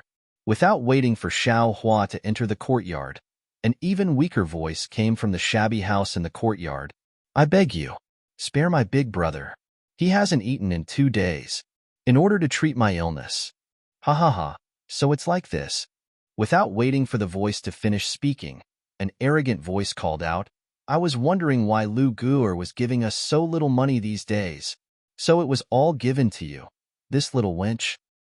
Master, the boy called Lu Guer weakly called out, I've always given you what I should. The money used to treat Xiao Yun's illness is my own money. Your own money? The other man hit Lu Guer's cheek with his stick, leaving a trace of blood on his cheek. At the same time, a stream of blood flowed from the boy's mouth. Your money is my money. It's already noon today. How come I don't see a single copper coin? What about yesterday and the day before? You don't seem to have paid enough.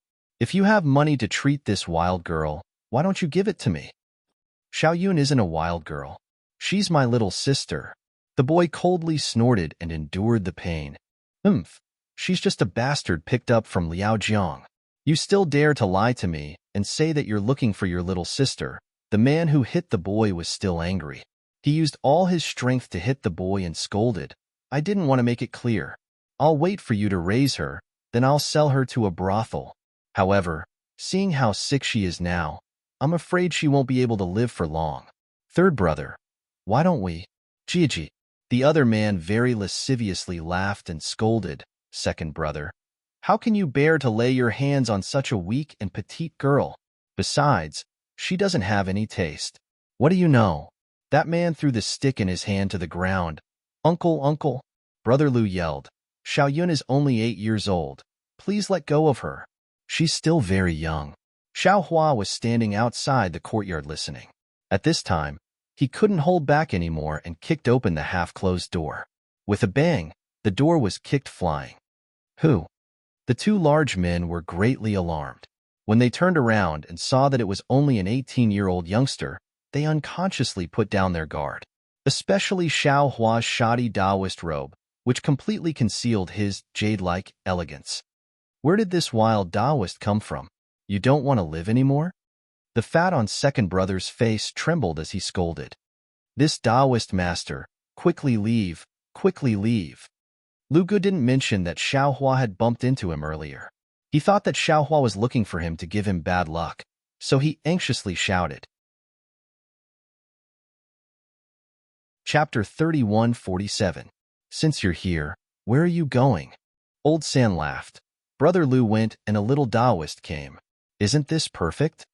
As he spoke, Old San stretched out his hand and pulled out a sharp knife from his waist. He grinned as he approached Xiao Hua. Why would Xiao Hua care about him? He raised his eyes and looked towards the end of the courtyard. Sure enough, a skinny little girl in ragged clothes was lying on the doorstep with difficulty.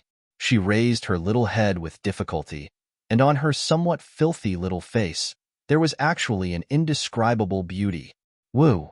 Old Third raised his sharp knife and arrived in front of Xiao Hua. Seeing that Xiao Hua didn't pay attention to him, a puzzled expression appeared on his face. He raised the sharp knife in his hand and attacked Xiao Hua's heart. Xiao Hua wasn't slow. He raised his leg, looking somewhat clumsy, to kick the strong man's abdomen. However, this action was useless in the eyes of others. Old San, who was on guard at the side, immediately relaxed. Pong! With a light sound, Old Three jumped up vigorously and stretched out his leg, touching Xiao Hua's leg. The other hand holding the sharp knife didn't seem to be slow and still pierced Xiao Hua's heart. Clang! A metallic sound came from the knife. It was as if the knife stabbed a metal stone. It couldn't penetrate the flesh. Old Third was shocked. Unfortunately, before he could scream, a heart-wrenching pain came from the place where he was fighting with Xiao Hua. His fat body flew out involuntarily and crashed into the corner of the small courtyard with a boom. He rushed into a pile of junk. Old San, what happened to you? Things happened too suddenly. Old San didn't realize the seriousness of the matter. He looked at Old San, who was already unconscious. When he saw that Old Third didn't reply, and then saw the harmless Xiao Hua slowly walking over, he hurriedly flipped his hand, and a similar sharp knife appeared in his hand. He somewhat anxiously shouted, You! Don't come over. You come over. As he spoke, Old San turned his eyes and looked at Xiaohua's surroundings. He wanted to escape from here. Unfortunately, although Xiaohua's movements were inconvenient, his movements were very strange. He blocked all of Old Second's possible escape routes, forcing Old Second to either go up and fight or hide in a corner. He was unable to escape towards the main entrance. Damn it, when the second brother saw this, he somewhat staked everything on one throw and fiercely shouted as he pounced towards Xiaohua. Dong! A muffled sound rang out. Xiaohua waved his hand and very casually hit the second brother's chest. Pooh! The second brother spat out a mouthful of dirty blood. His figure was also sent flying and fell into the pile of junk. Brother Lu was dumbfounded. He stared blankly at Xiaohua, not knowing what to say. After all, in his eyes, these two were the most powerful people in Longevity Town. When Xiaohua walked in front of him, Lu Ge panicked and said anxiously, Big brother, I was only forced to steal the money. Really? Seeing Xiaohua's hand that sent Old Second's sturdy body flying and was about to easily grab his neck, Lu Gu's tears were about to fall. He shouted, Big brother, it's fine if you kill me, but please don't touch my sister. Kaba. With a soft sound, the hemp rope binding Lu Gu, causing him to be unable to move, snapped like grass in Xiaohua's hands. Lu Gu was already exhausted. He could no longer lean on the banyan tree. His body involuntarily slid down and collapsed on the ground. However, Lu Gu did not care about his own sorry state. He stared at Xiaohua's slender fingers in disbelief. In his mind, he recalled the scene of Old San's sharp knife stabbing Xiaohua's heart. Xiaohua opened his mouth. Lu Gu suddenly felt a huge pressure. Even his breathing became hurried. He did not know what the most powerful person he had ever met would ask him. What would he ask him? However, when Xiaohua asked the first question, Lu Gu's mouth opened so wide that a large duck egg could be stuffed inside. How many meat buns can one copper coin buy? This was the question Xiaohua asked Lu Gu. What? Lu Gu blinked his eyes. He could not believe his ears. He felt that Xiaohua was afraid that he would be scared silly. Big brother. Lu Gu stuttered. I am not stupid. Xiaohua was a little impatient. He asked again, how many meat buns can one copper coin buy? Don't tell me you have never bought one before? 3. Lu Gu saw Xiaohua's serious face and knew that he was not joking. He hurriedly replied, although I don't eat it often, little Yun likes it. I have bought it for her before. Thinking of little Yun, Lu Gu's eyes showed a trace of gentleness. He hurriedly looked towards the small house. And there, little Yun had already collapsed on the doorstep. There was no more movement. Little Yun, Lu Gu hurriedly shouted. She is fine. She just fainted. Xiaohua reached out his hand and took out the hanging copper coins. He took 3 of them and threw the rest in front of Lu Gu. He said, take these to treat your sister. Thank you, big brother. Lu Gu was really ecstatic. Wasn't it because he did not have money that the doctor did not come? With these copper coins, little Yun's illness should not be a problem anymore. In the future, don't steal money anymore. Xiaohua sighed again. Although you were forced, but there are many things in this world that can make money. There is no need to let yourself be humiliated. Yes, I understand. Lu Gu's body was in pain. However, the pain in his heart was worse than the pain in his body. He felt that he was not worthy to be a human. These 2 people, have they killed anyone before? Xiaohua turned his head. Of course, it's precisely because there are so many opportunities that if you don't grab hold of them as your last destined marriage, you might regret it for the rest of your life. If you remember today, and remember what this old man said just now, you'll blame this old man even more for not giving you directions, for not enlightening you of these mazes. Taoist master, since it's like this, why don't you enlighten me? A clear and indifferent voice sounded. This little girl was able to meet Taoist Master Xiao here. According to Taoist Master Xiao, isn't this also a kind of fate? Yes, this old man came here to experience the world of mortals, to enlighten the world's infatuated men and women, to prevent them from regretting it for the rest of their lives. Taoist Master Xiao said righteously. However, this is a heavenly secret. If this old man were to easily reveal it, I would be punished by the heavens. Please speak. This little girl understands. The girl smiled again and said, Qing Huan, give Taoist Master Xiao some incense money. -11. Chapter 31:48. Miss, the servant girl who was talking to Yuanya immediately became unhappy. Didn't we just go to Shaojian Temple a few days ago? The master said. Qing Huan. The woman lightly scolded. I didn't ask you to speak. Why are you saying so much? Yes, miss. The servant girl helplessly took out a few copper coins from the pouch at her waist and shook the empty pouch. Miss, there are only a few copper coins left. Taoist. The woman's voice came from the palanquin again. I'm very sorry, there are only a few left. No, Taoist Xiao waved his hand and said, this old man's words are not to ask Miss for money. Besides, even if Miss wants to give, you have to wait for this old man to finish speaking. Miss needs to see if this old man's words are pleasing to her ears before deciding whether or not. If I ask you to take it, then take it. Qing Huan was unhappy.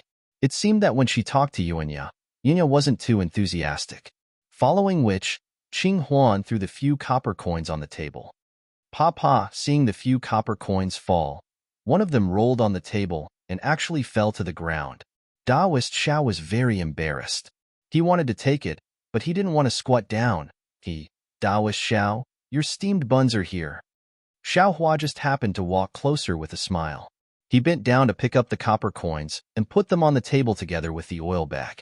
Taoist Xiao smelled the fragrance of the steamed buns and couldn't help but swallow a mouthful of saliva.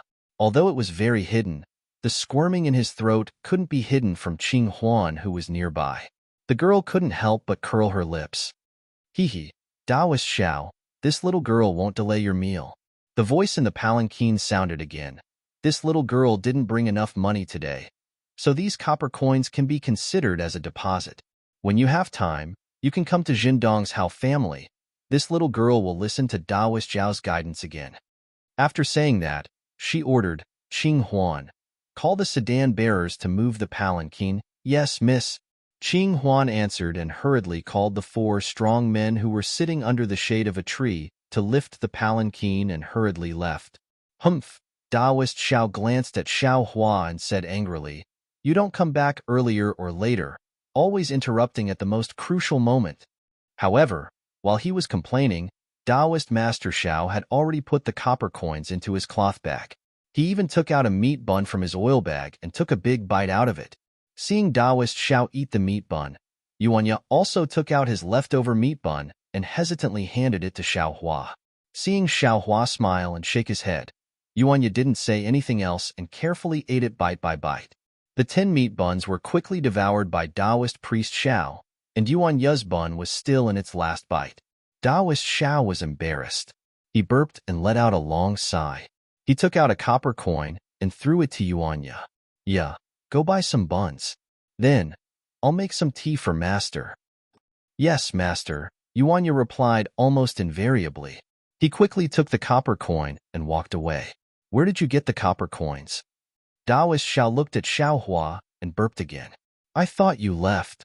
Where can I go? Xiao Hua laughed. I still want to follow Taoist master to broaden my horizons. Where did you get the copper coins from? Seeing Xiao Hua avoid answering, Taoist Xiao continued to ask. He didn't believe that Xiao Hua got these 10 meat buns on credit.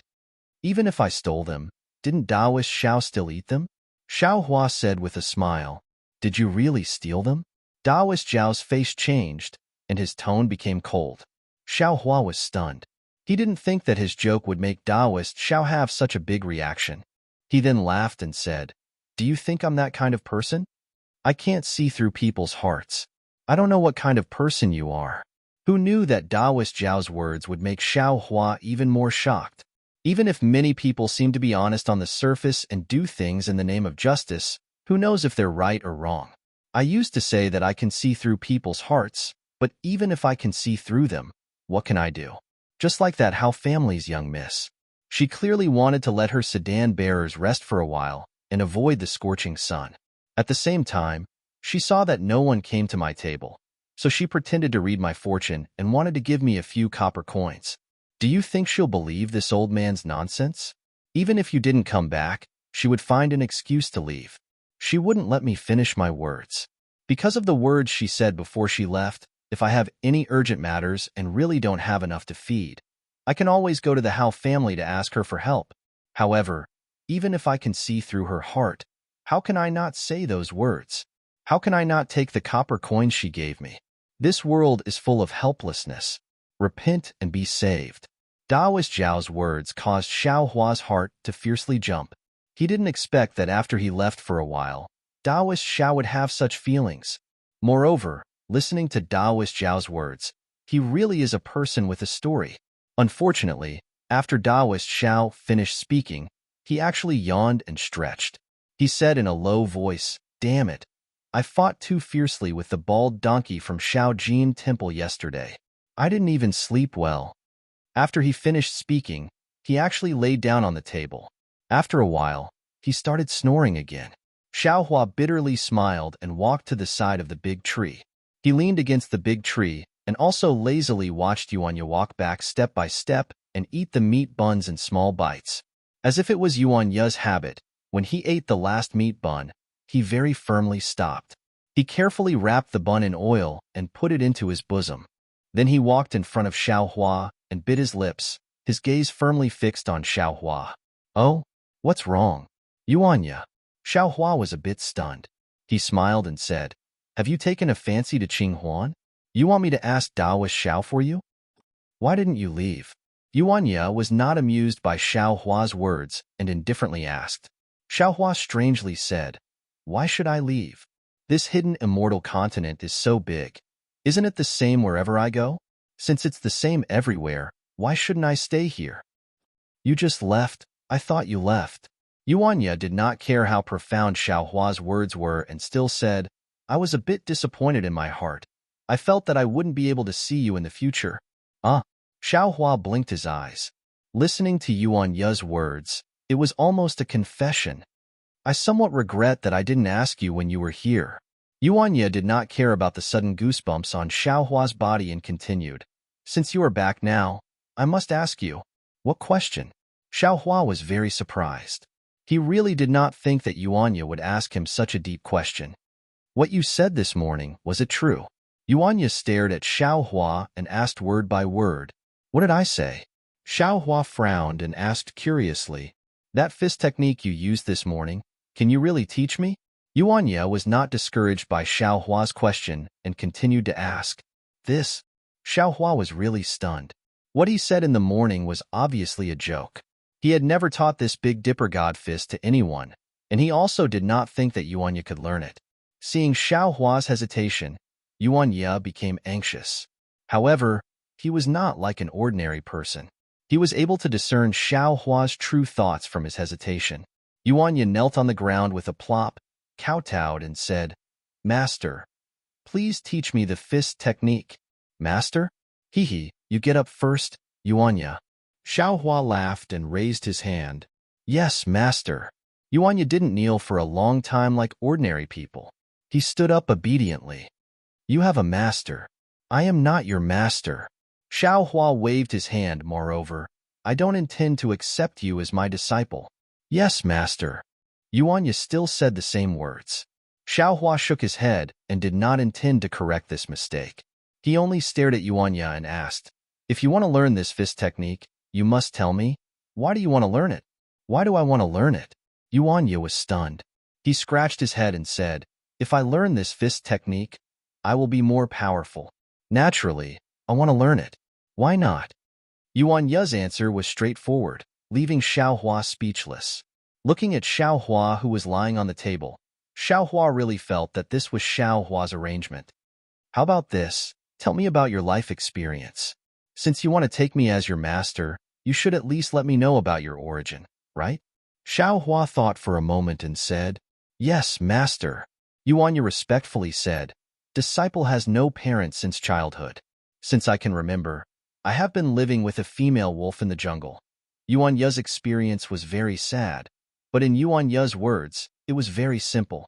In just a moment, Xiaohua knew that Yuanya was born in hidden immortal continent's profound jade dark forest. Since childhood, he had been living with the wild beasts in the jungle and had never come into contact with humans. When he grew up, he became the king of the wolf pack after the death of the female wolf who had been with him for a long time. Later, due to some reason, he came out of the jungle and met a hunter. However, he did not live the life of an ordinary person. Because he was unruly, he was sold to the arena by the hunter. Yuanya had received training in the gladiator arena, and it was there that he had gotten his name. For his own survival, Yuanya fought in the arena for about 3 years. There were no undefeated generals in the gladiator arena. In a duel, Yuanya was seriously injured by his opponent and almost lost his life. At that time, he met Daoist Xiao and was brought out of the gladiator arena by Daoist Xiao. As for how the penniless Daoist Xiao persuaded the owner of the gladiator arena, Yuanya, who was unconscious at that time, did not know. Later, under Xiaohua's care, Yuanya finally recovered.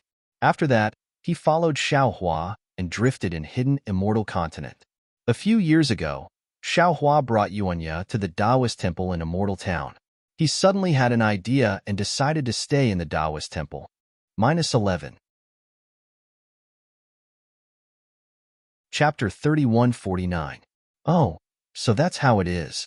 After hearing Yuanya's explanation, Xiaohua finally understood why Yuanya was sometimes very kind and sometimes extremely vigilant. But then he felt a little strange. Yuanya only said that he came out of the forest, but why did he come out, or what happened to him, he didn't say. Master. After talking about his experience, Yuanya asked again, "Are you willing to teach me fist techniques? Tell me the truth." Xiaohua answered Yuanya without any trace of politeness. For children like him who grew up in the forest, straightforwardness was their favorite method. "You don't deserve to be my disciple. I have never thought of accepting a disciple. Moreover, your current master is Daoist Xiao. If you leave Daoist Xiao and become my disciple, that is a great crime of deceiving one's master." This, Yuanya scratched his head, somewhat puzzled. "Master said that I don't deserve to be your disciple. I still somewhat understand. But why do I have to commit a great crime when Master teaches me fist techniques? Moreover, I don't intend to leave Master." Xiaohua didn't know whether to laugh or cry. He waved his hand and said, "This, you don't understand. When you have time, ask Daoist Xiao. As long as he agrees, this old man can consider teaching you a few moves." Okay, Yuanya was quite obedient, nodding obediently. He stood beside Xiaohua and said in a low voice, "Master often scolded me for being brainless. But I am not angry. I know that I don't know much. I am working hard to cultivate according to Master's wishes. But I really don't understand what you were talking about." Just like yesterday, Steward Lu had invited his master, but when the bald donkey from Shaojian Temple went, Steward Lu welcomed him with a smile and said that he couldn't go to Shaojian Temple to pray, so he asked his master to go. Master was also the same. He obviously hated those bald donkeys, but he still had a smile on his face. He waited until the ceremony was over, and when he came out of Minister Lu's house, he became hostile. At this point, Yuanya actually looked at Xiaohua. Seeing that Xiaohua's face didn't show any impatience, he said, "Although I could beat 5 bald donkeys, 10 of them went to Shaojian Temple at once. I couldn't beat them, so I could only run away. The copper coins that Master got from Minister Lu were all snatched away by those bald donkeys. In the end, all that was left was the copper coins I had. Those copper coins were meant to be used to buy meat buns today, but Master took those copper coins to drink wine. I don't understand." Also, many people warmly invite Master to their homes when they see him, but Master basically doesn't go. I remember one time when I went there, their faces were cold and they were saying strange things. But what about when I'm about to leave? Then they said, "Sit down a little longer," and I obeyed and sat down, and they were displeased again. I don't understand what they want me to do. Or do you not want me to go? Do you want me to leave? Or do you not want me to leave? So, although I'm very happy to follow Master, the things that I encounter every day make me very annoyed. This made me miss the days in the forest, and even the dangerous gladiator arena. In those places, I don't need to think so much. I only need to think about how to survive and how to find food. Looking at this extremely simple youth, Ripples appeared in Xiao Hua's heart. Yes, whether it's a person of the secular world or a cultivator, they all seem to wear an inexplicable mask on their faces, hiding their true intentions under the mask, letting others see the gentleness and etiquette that others want to see. And when these manners and gentleness are torn apart, it's bloody man-eating. Even I can't deal with the various forms of the human world and the ways of the world, let alone this Yuanya who has never lived a normal life in the human world. Unconsciously, Xiao Hua felt even more pity for Yuanya, secretly thinking, yes, in Yuanya's eyes, there is only survival and becoming stronger.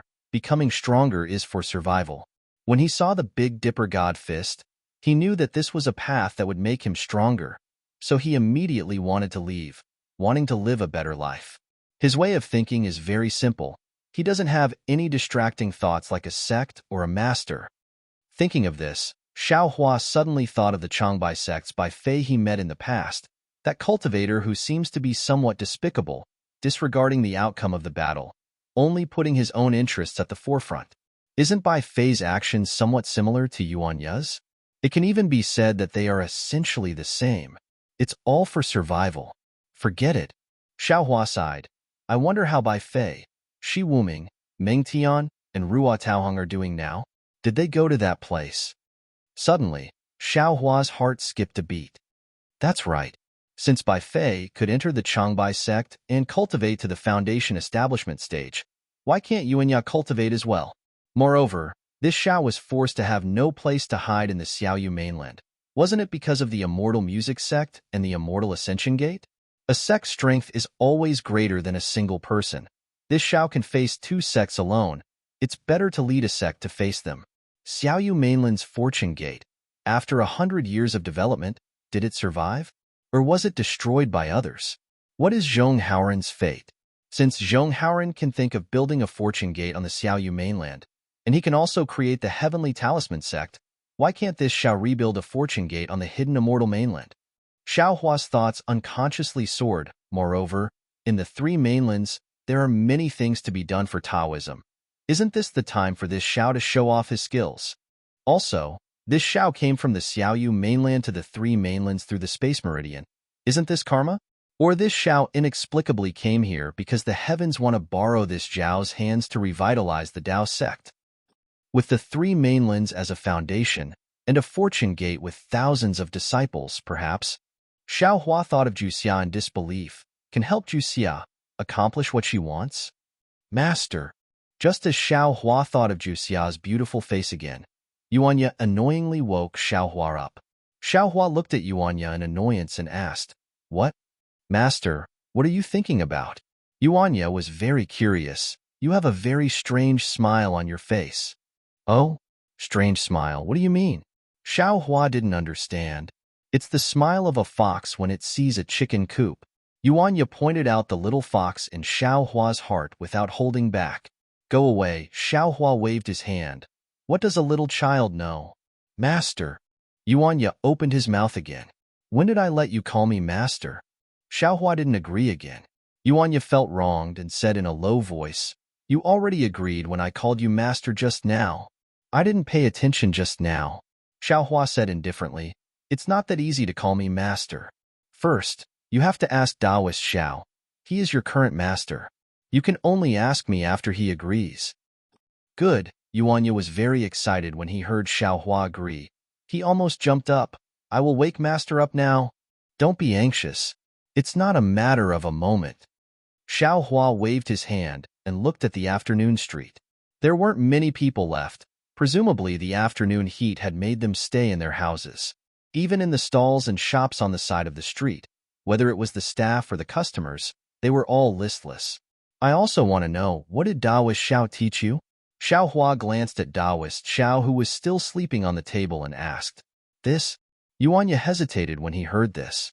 When Xiao Hua saw this, he immediately smiled and said, If it's not convenient to say, then don't say it. No, Yuanya said with some distress. I was thinking, what did master teach me all these years? Why do I have to call him master? Xiao Hua was shocked. Taoist Xiao didn't teach you anything. Master seems to have taught me a lot, but I have never seen anything like master's martial arts. Yuanya said with some distress. He didn't even teach me anything that could increase my strength. This is also the reason why I want to learn from Master after seeing him display his martial arts. So it's like this. Xiaohua understood a little. Maybe Taoist Xiao saved Yuanya because he wanted to make him his guard? Master, what else do you want to ask? Yuanya looked at Xiaohua very carefully. A beast's instinct told him that this person in front of him was not only safe, but could also make him stronger. He had to seize this opportunity. Nothing. Xiaohua looked at this young man who was not only simpler than cultivators, but also more simple than ordinary people. He really didn't know what he wanted to know. Oh, right, what instrument did you play last night? This Xiao heard. You seem to have something on your mind. Xiaohua suddenly thought of the instrument Yuanya played last night. That instrument is called sun. It was given to me by someone. It was rare for Yuanya to be a little embarrassed. His eyes, which had never changed, suddenly widened. It seemed that his mood had changed. But this is my secret. If Master wants me to say it, then I can only tell Master. Haha. Xiaohua laughed when he heard this. He looked at Yuanya, who was feeling uneasy because of the threat in his words, and waved his hand. Since it's your secret, it's fine if you don't tell this Xiao. And this Xiao is not your master. Yes, Master. Yuanya was a little disappointed, but his answer was still the same. -11. Chapter 3150. The scorching sun slowly moved over their heads, and the scorching heat had already subsided. As the streets resumed their liveliness, Taoist Xiao also woke up. Yuanya imitated Xiaohua and closed his eyes for a while, but in the end, he couldn't endure it any longer. His eyes opened again, and he vigilantly looked around. Seeing Taoist Xiao stretch and sit up straight, he also hurriedly stood up and stood behind Taoist Xiao. Yuanya stood up, and Xiaohua also stood up. However, looking at his lazy and somewhat clumsy appearance, where was the demeanor of an expert? 4 hours after noon, Taoist Zhao's table seemed to be bustling with noise and excitement. Not only did 2 families bring their children to ask Taoist Xiao to name their children, but there were also 3 couples who secretly asked Taoist Xiao to give them advice on marriage and the so-called 8 characters of horoscope. Of course, the 8 characters of these 3 couples were all suitable in Taoist Zhao's mouth. Even if one pair didn't seem to be suitable, with 3 copper coins, Taoist Xiao used his great divine ability to change the heavenly secrets and make them suitable. Xiaohua found it funny behind Taoist Xiao, but this had nothing to do with him. He only slightly narrowed his eyes and stood there. Seeing that the sun was already setting, Xiao Taoist's face was filled with joy under the orange sunlight. He had earned a lot of copper coins today, which was really out of his expectations. A faint melody came out of his mouth, which was a rare sight. Io, is this fellow Taoist Xiao? A slightly exaggerated voice came from not far behind him. Did you sing this little tune of Liaojiang? Xiaohua's lips curled up. He didn't need to look. Although this voice wasn't very familiar, it was familiar. It was Zen Master Mingyu that he met in front of the general store. As Zen Master Mingyu's voice entered his ears, Taoist Zhao's body clearly stiffened. Without waiting for him to speak, another faint voice came out. Umeba, fellow Taoist Xiao, is this the kind of gaudy little tune passed down in your Taoist school? It's no wonder. Such a difficult song. Even a talented person would not be able to master it easily. Even a senior monk of my Buddhist sect would not be able to understand it. Who would dare to be a disciple of your Taoist sect?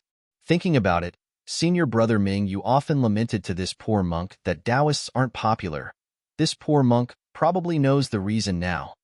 Taoist Zhao's mouth was filled with bitterness. What else could he say? He had been careless and allowed the Buddhist monk to grab his braid. He turned his head to look at the 3 of them. Although they were smiling submissively and occasionally clasping their hands together to greet the villagers they met, the pride in their eyes and the brand new monk robes made Xiao Taoist priest feel that it was a form of mockery. Oh, and this fellow immortal. I think we met before noon?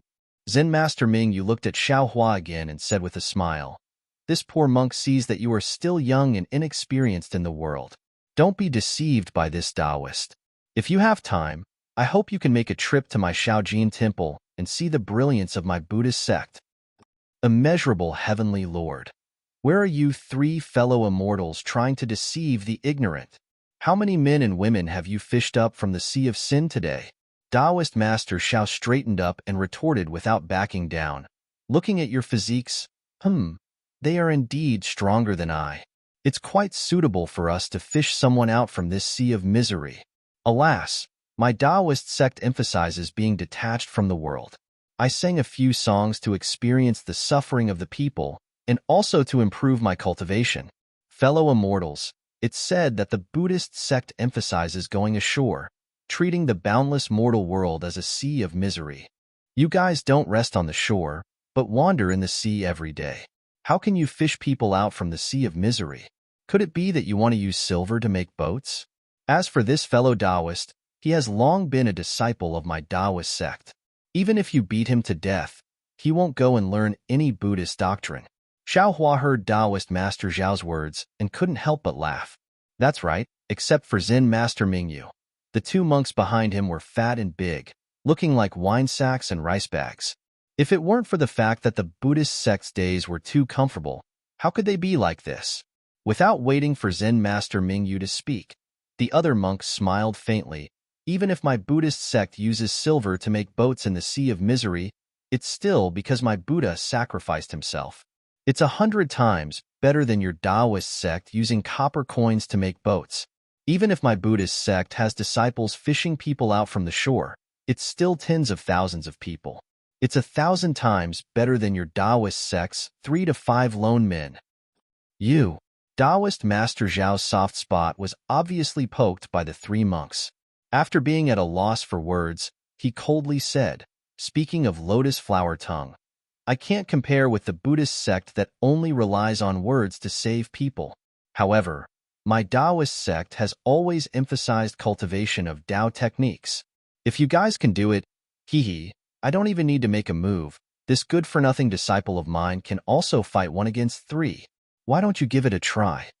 Xiao Hua, who was at the side, laughed in his heart.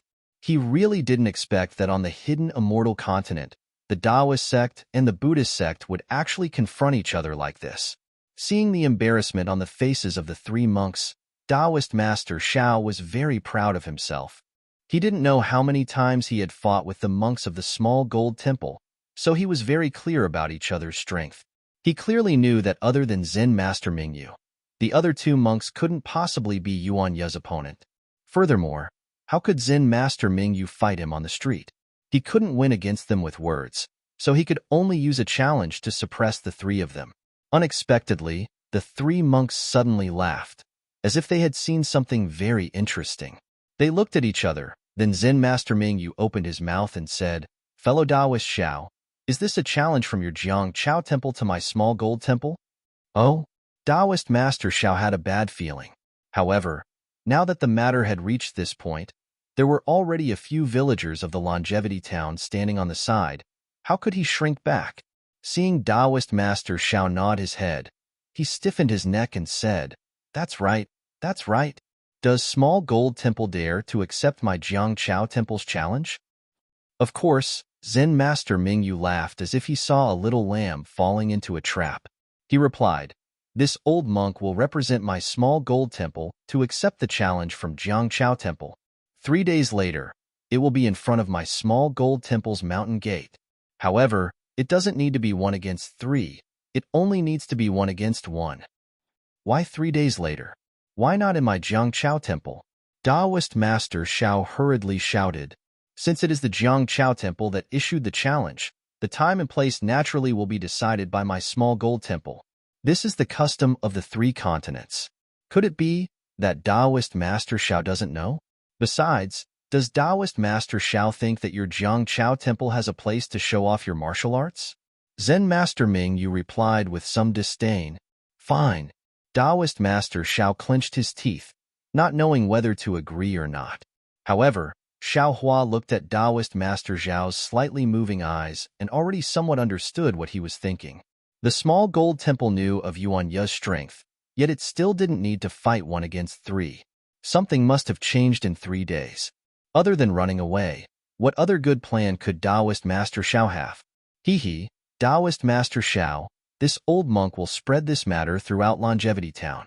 If the Jiangqiao temple doesn't show up in 3 days, then Taoist Master Ming Yu's face. Whatever Xiaohua could think of, Zen Master Ming Yu naturally had already thought of it. Right after Taoist Master Xiao opened his mouth, Zen Master Ming Yu immediately said, and his gaze swept across the surrounding villagers. Fine. Taoist Master Zhao's teeth were about to be bitten off. His face was full of bitterness, but he couldn't not agree in front of everyone. Also, Zen Master Ming Yu laughed again. Since it's a challenge, naturally there must be a reward. Oh, okay. Hearing this, Taoist Master Zhao's eyes brightened. His teeth suddenly didn't hurt anymore. He shouted, "How many copper coins?" "Not the copper coins you Taoists use to redeem people," Zen Master Ming Yu said with some disdain. "This time, my Buddhist sect and your Taoist sect will make a big bet. Whoever loses will have to leave Longevity Town." What? Taoist Master Xiao was shocked. He hurriedly clenched his teeth again, as if the teeth that had stopped hurting just now were starting to hurt again. Hee, there's actually such a grand event between Buddhism and Taoism? Just as Taoist Master Xiao was clenching his teeth again and almost swallowing them into his stomach, a clear voice rang out from outside the crowd. 10 days later is the day of the decennial immortal and Buddha ceremony between us Confucian cultivators and Buddhism, right? It's been a long time since my Longevity Academy and Small Gold Temple joined hands to discuss the friendship between Buddhism and Confucianism. Why don't we just move this challenge to 10 days later? How about my Longevity Academy also participate once? When Zen Master Ming Yu and the others heard this, joy appeared on their faces. They looked towards the source of the voice, put their palms together and said, "So it's Zhu Tanyue. This poor monk greets you. You're too polite. 3 great masters, please." Xiaohua raised his head and looked over. In the crowd, there was a middle-aged man wearing Confucian attire, wearing a Confucian headband, and holding a feather fan in his hand. He smiled and cupped his fists in return. The surrounding crowd also respectfully called out, "Greetings, Principal Zhu." Looking at this square face, sharp eyebrows, fine nose, and bright eyes Principal Zhu, Xiaohua already understood that this Confucian cultivator should be the principal of Longevity Academy in Longevity Town. Behind this Confucian cultivator, there were several rows of scholars of various ages wearing the same Confucian attire. They lined up in a neat formation and very elegantly walked over from outside the town. Presumably, Longevity Academy had something to do outside the town, and they were returning in the afternoon and were about to pass by here. Taoist priest Xiao, that Principal Zhu, slightly greeted Zen Master Ming Yu and the people beside him. He looked at Taoist priest Xiao with a smile and said, "Although you and I have never met before, this little one has long heard of Taoist priest's name.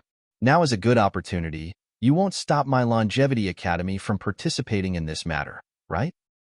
Hee. Taoist priest Zhao's face was a bit unnatural. He concealed his laughter and said, "This challenge was originally a matter between my Taoist sect and Buddhist sect. I also didn't want to shed all pretense of cordiality with Small Gold Temple, but Zen Master Ming Yu is pressing on step by step. I have no choice but to accept. Longevity Academy is a Confucian cultivator and has nothing to do with Buddhist sect or Taoist sect. There's no need for them to get involved, right? Moreover, since the Immortal and Buddha ceremony is in 10 days, your Longevity Academy and Small Gold Temple can freely exchange pointers. Why are you pulling my Taoist sect in for no reason? Are Buddhist sect and Confucian cultivators joining hands again?" Hee. Taoist priest Xiao is thinking too much. Principal Zhu smiled and cupped his hands, saying, "The Immortal and Buddha ceremony that is held once every 10 years is merely a tradition of my hidden immortal continent and Western paradise. It is to celebrate that time in ancient times when the 3 continents joined hands. Now, who knows how many years have already passed? This Taoist sect has already lost many other Taoist sect. Why is Taoist priest thinking too much?" Chapter 3151. There was a towering mountain range that stretched for thousands of miles. This mountain range was very strange. There were no trees on the mountain range, nor were there any birds or beasts. There were only red rocks. The surface of the rocks emitted a faint light, and within the light, There were layers upon layers of talismans that slowly rotated. In the western sky, the blood-red sun shined on the red rocks, making them look like they were emitting a faint flame. Thousands of feet above the mountain range, there were also countless powerful formations and restrictions. There was no wind or clouds, and the central part of the sky was filled with a faint grayish-white color. Within the grayish-white color, there were layers upon layers of black clouds that were like mountain ranges. Looking from the outside, there were only bursts of lightning flashing in the gloomy black clouds.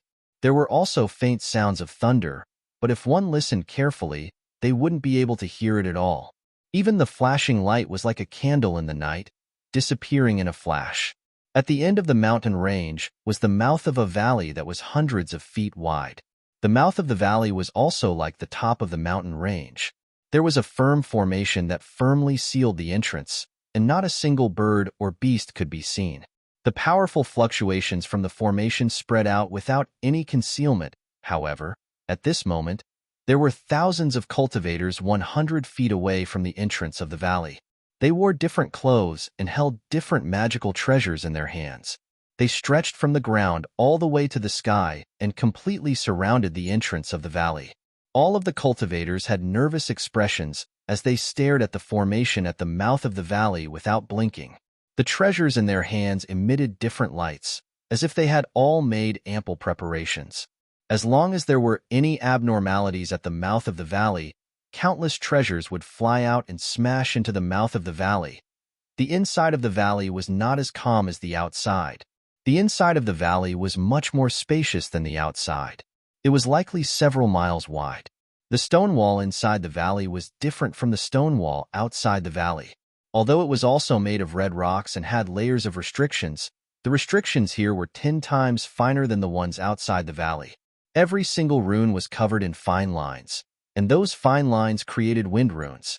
The wind runes rushed into the runes, and once again, they emitted various colors of brilliance.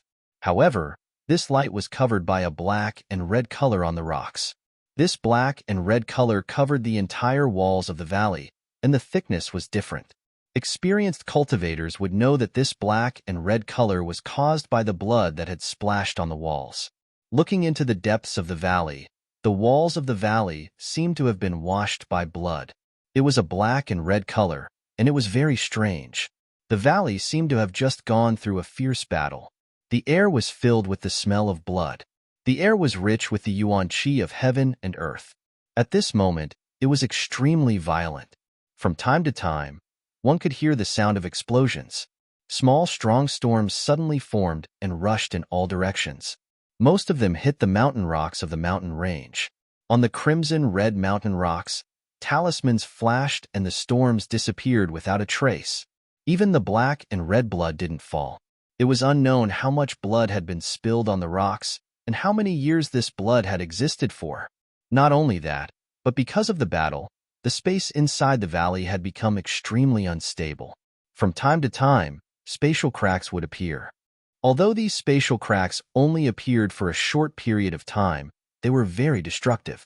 Occasionally, a spatial crack would hit the rocks, and the blood on the rocks would scatter. Then, the talismans on the rocks would collapse, revealing the red rocks. Only when the spatial cracks disappeared did the talismans around the rocks slowly gather and restore the formation. At this time, there weren't many living people in the valley. There were only corpses lying on the ground. The corpses were also strange. Half of them were human corpses, and the other half were not very similar to humans. Some of these corpses were very tall, some were very black, some had wings on their backs, and some had legs on their heads. There were even all kinds of strange shapes of birds and beasts. These corpses had one thing in common, and that was that there were traces of black gas or blood-red light flashing faintly. These black gas and blood-red light were between the scattered pieces of the corpses. Some of them were like earthworms that wanted to gradually enter the rocks, and some were like small snakes that wanted to swim to other places. However, without exception, they were all caught by the flashing restrictions on the ground. Traces of lightning-like brilliance flashed, and they were gradually strangled to death. There weren't many living people in the valley, and they all had magic treasures in their hands. Their bodies flashed with various colors as they flew rapidly in the air. From time to time, they avoided the spatial cracks and extremely strong hurricanes as they flew into the depths of the valley. Everyone's eyes were filled with vigilance, and their faces were filled with extreme exhaustion. However, their divine senses were like a spider's web, sweeping around inch by inch. They didn't dare to miss a single spot. The deepest part of the valley was an area with a radius of 10,000 feet. This space of 10,000 feet was like a giant cocoon, filled with black and red mist. This mist rolled violently like a cocoon squirming. Inside the black and red mist, there were countless broken limbs moving up and down from time to time. There were even some wailing heads that suddenly appeared and let out a shrill cry. However, before this shrill cry could be heard, a layer of violent fluctuations appeared outside the black gas, blocking it. The core of the black and red mist wasn't inside the stone wall, nor was it on the ground. Instead, it was at the center of this 10,000 feet wide area. The core was no longer covered in mist, but rather extremely condensed. Drops of sticky blood, mixed with the black flames, slowly flowed in the center. The black flames surrounded a hole that was several hundred feet wide. Almost endless black gas and black flames flowed out from this hole. They couldn't rush into the valley in time, so they condensed at the core. Bursts of obscure and indescribable sobbing sounds came from this hole. Aside from the black gas and the sobbing sounds, the depths of the hole were filled with blood-red light. It was impossible to see what was inside at all. At this moment, at the edge of the hole, countless thunderous sounds came from the void, and endless lightning flashed. Waves of slow, unparalleled, and inhuman force came from the edge of the hole and squeezed inwards. Under this pressure, the hole began to shrink bit by bit. Looking at the black-red ball of chi that had shrunk to about 1,000 feet in size, there were over 200 cultivators dressed in different Taoist robes standing in the air. There were old and young cultivators, men and women, and some had simple faces and some had ferocious appearances. However, without exception, these cultivators were even more tired than the cultivators flying in the outer valley. The light around many of them had dimmed, and the treasures in their hands were damaged. Many of them had lost an arm or a leg. Among these cultivators in Taoist robes, there were more than a dozen young men in sword robes. They didn't have any treasures in their hands, but they stood straight as if they were treasures themselves. What was special was that strands of spiritual energy rushed in from all directions. There was a faint flash of light around them, and flying swords flew out from their bodies. The silhouettes of the flying swords flashed by and didn't linger for even a moment. Whether it was the cultivators in Taoist robes or the swordsmen in sword robes, their expressions were filled with vigilance and pride. Although they were staring at the black gas, there was a sense of relief in their eyes. Although these 200 cultivators appeared to be standing in a disorderly manner, it was actually a very powerful formation. Slowly and rhythmically, the natural energies of heaven and earth rushed into the formation from all directions, evenly and in an orderly manner, falling into the left side of different cultivators. As the spiritual energy rushed in, the formation seemed to be breathing and flashed with a faint, golden light. A faint rooster shape appeared, but there were many flaws in this rooster shape. It was clear that there were cultivators in those places, but they were no longer there. About 10,000 feet above the hundreds of cultivators, there were several people standing under an oval-shaped canopy. The cultivator at the front looked to be around 30 years old. His face was simple and his forehead was bulging. Under his thick eyebrows, his eyes were as bright as the stars in the sky. The cultivator's gaze swept across the formation as if his gaze could pierce through the black and red fog. He smiled and said to the 40-year-old cultivator next to him, Vice Alliance leader Luo, the reason why the 3 cultivation countries were able to defeat the Devil Realm was all because of the Alliance leader's Pleiades Devil-Devouring Immortal formation. I thank the Pleiades Devil-Devouring Immortal Alliance on behalf of the 3 cultivation countries and the country of sword cultivators. Vice Alliance leader Luo, who was in his 40s, had a very dignified appearance. Even though he did not speak, there was an indescribable presence about him that was like the light of the rising sun. This presence was not some sort of Dharma power or divine ability, but it made people feel close to him at first glance, as if he was the only friend they had in their lives. Vice Alliance leader Luo's movements were even more elegant. When the cultivator finished speaking, he immediately bowed and said, "Senior Xianqing, you are the Alliance leader. Ah, you are too polite." Hearing this, Starry Sky panicked. Starry Sky had always believed that no matter if it was the 3 cultivation countries or the Pleiades Immortal Alliance, they were all part of my Taoist sect. Their inheritance originated from the ancient times. You and I are going to work together. No matter if it was the ancient Buddhist sect or the Confucian cultivators, or even the current Devil Realm, they will all be destroyed under the torrent of my orthodox Taoism. Haha, Vice Alliance leader Luo represents the Pleiades Immortal Alliance. Your ambition is really great. This 30-year-old cultivator was the alliance leader of the Morning Rain Continent's 3 cultivation countries, Taoist Xianqing. After hearing Luo Xingtian's words, he smiled and said, "I don't dare to think about these.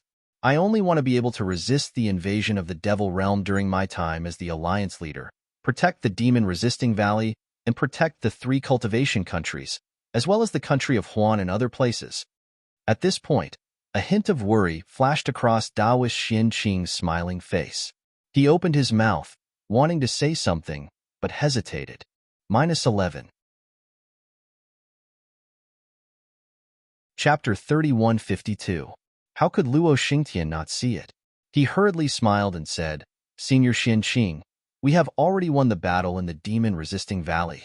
The space meridian between the demon realm and the human realm has gradually closed under the power of the realm. Only the demon venerables of the demon realm have the power to resist such power, right? With their demon venerables' bodies, they can't pass through the space meridian between the 2 realms. The curtain of the war is about to fall irrevocably. Senior, what are you worried about?" Sigh, Xingtian. Taoist Master Xianqing looked around and seemed to be a little worried. He said through voice transmission, "You have been in the 3 countries for less than 1,000 years. You didn't make it in time for the last battle in the demon-resisting valley, so you don't know. Last time, the 3 countries relied on the defense of the capital star formation to block the invasion of the demon realm. In the battle, 3 out of 60 people died. Among them, there were 2 Void Refinement Realm cultivators, 17 Spirit Severing Realm cultivators, and 44 Nascent Soul Realm cultivators. Those below the Nascent Soul Realm? Let's not talk about them." "Yes, about this." Luo Xingtian hesitated and said through voice transmission, "I have also heard that the capital star formation is a defensive formation. It is not as good as the Pleiades Demon Devouring Immortal formation that I brought. But since the Pleiades Demon Devouring Immortal formation is an offensive formation, sacrifices are inevitable." "Oh, Deputy Leader Luo, you are wrong." Taoist Master Xianqing shook his head and said, "I am not talking about the problem of the offensive formation. The best defense is offense. I know this. And to be honest, if we still use the capital star formation this time, I am afraid that there will be more casualties." Hiss. Luo Xingtian took a breath of cold air and said anxiously, "Senior, you mean the space meridian here is getting more and more stable? It can become a space passage? The strength of the demons attacking this time has increased greatly?" "That's right." Taoist Master Xianqing nodded. "This is the problem that I found in the last 3 great battles." With that said, Taoist Master Xianqing pointed at the big formation below him and explained, "There are 365 top cultivators of the 3 countries and the Huan country in this Pleiades Demon Devouring Immortal formation. They are all Nascent Soul Realm cultivators, Spirit Severing Realm cultivators, and Void Refinement Realm cultivators. But now, 121 of them have died. It is twice as many as the last time. This can't help but alert me. If this continues to develop, after 1,000 years, won't these 300 cultivators be killed? Even if he could withstand it after 1,000 years, what about after 2,000 years? Do we still have enough cultivators to set up this array in the 3 kingdoms of cultivation? I really don't know." "Senior, you're right." Luo Xingtian's expression changed as well. 1,000 years will pass in the blink of an eye. We have to plan ahead. Unfortunately, it is very difficult to travel from the Immortal Alliance to the 3 kingdoms of cultivation. Our immortal alliance has countless means, but none of them can pass through the innate restrictive formation of the Million Mountains. Even if we do pass through, more than half of them will die when we reach the world of soul cultivators. Less than 1 in 100 can follow me to the 3 kingdoms of cultivation. Alas, the method to build the transmission array in the 3 kingdoms of cultivation has been lost, let alone such a long transmission distance. Immortal Xianqing shook his head slightly and said, "This is not realistic." When Luo Xingtian heard this, he smiled faintly and said, "It's fine even if you don't have a teleportation array. Since Senior already knows about the changes in the space meridian, we should prepare as soon as possible." In fact, in Junior's opinion, the Imperial Demon Valley of the 3 kingdoms of cultivation is a solid barrier. Moreover, there are many restrictions in the space meridian. Ordinary demons, demon soldiers, and demon beasts can't enter. Those who exceed the strength of a demon commander can't enter either. Only demon generals, special demon soldiers, and demon commanders can pass through the space meridian. This is really beneficial for our human race. Senior, I'm afraid you don't know what kind of disaster it will be if hundreds of millions of demon beasts or demon soldiers rush into the Imperial Demon Valley, right? Hee, although I haven't seen it, how can I not know after hearing what Deputy Leader Luo said? If that happens, the Qi Refinement and Foundation Establishment disciples of the 3 kingdoms of cultivation will rush in. We don't have to rely on the cultivators above the nascent soul stage to resist. Yes, after today, Lord Alliance Leader has to think carefully about how to mobilize these low-level disciples. Luo Xingtian didn't hide it and transmitted his voice. Although the Great War of Immortals and Demons in the Imperial Demon Valley is very important, the leaders of the various sects didn't participate, and the low-level disciples of the various sects didn't participate. Even many cultivators don't particularly understand the Great War of Immortals and Demons. Except for the dozens of days of the Great War of Immortals and Demons, the various sects didn't mention this matter.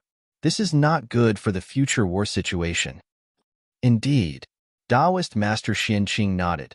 With the experience of defeating the Immortal Alliance, the 3 kingdoms of cultivation will definitely.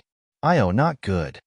Just as Taoist Master Xianqing was speaking, the black-red fog suddenly froze, and the obscure sound also stopped. Then, a red brilliance flashed out of the fog. Woo-woo. Ka-ka-ka. A spear-shaped demonic weapon that was over 10 feet long suddenly shot out, emitting a terrifying whistling sound. Moreover, the demonic spear was so sharp and so fast that it pierced through the air, causing the already unstable space to collapse inch by inch. The person closest to the demonic spear was a young female cultivator. That female cultivator obviously discovered it later than Taoist Master Xianqing. When the demonic spear had rushed into the distance of 10 feet, she hurriedly rubbed her hands together, and a magic weapon like a jade hairpin rushed out. A blue wave emerged from the female cultivator's body, and the fine lines like scales protected the space of 10 feet around the female cultivator.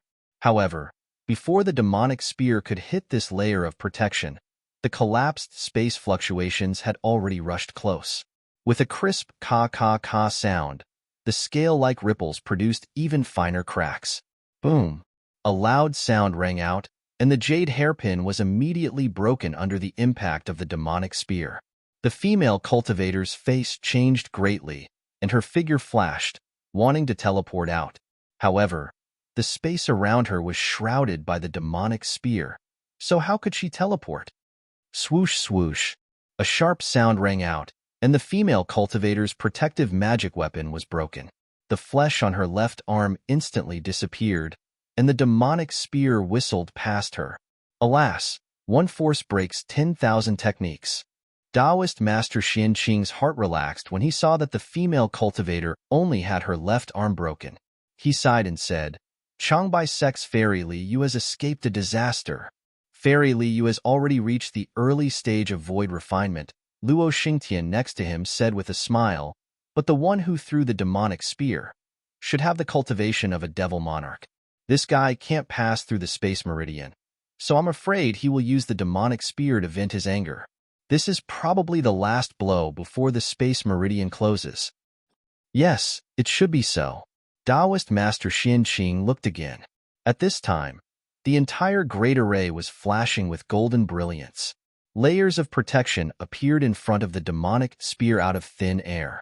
Although these layers of protection were easily broken, they seemed to be continuous and slowly blocked the demonic spear in midair.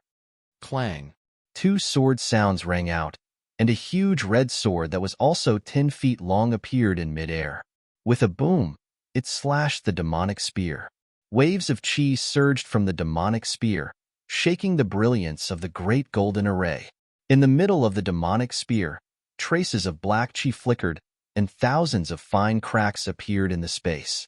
The demonic spear was actually cut into 3 pieces by the huge sword. Good, Luo Xingtian clapped his hands and said, Void Heaven Sword School's Jiang Zhujiang Spirit Sword is becoming more and more fierce. Humph, such a good demonic spear. It's a waste. A void refinement cultivator next to him looked at the huge sword that had transformed into a human and waved his hand.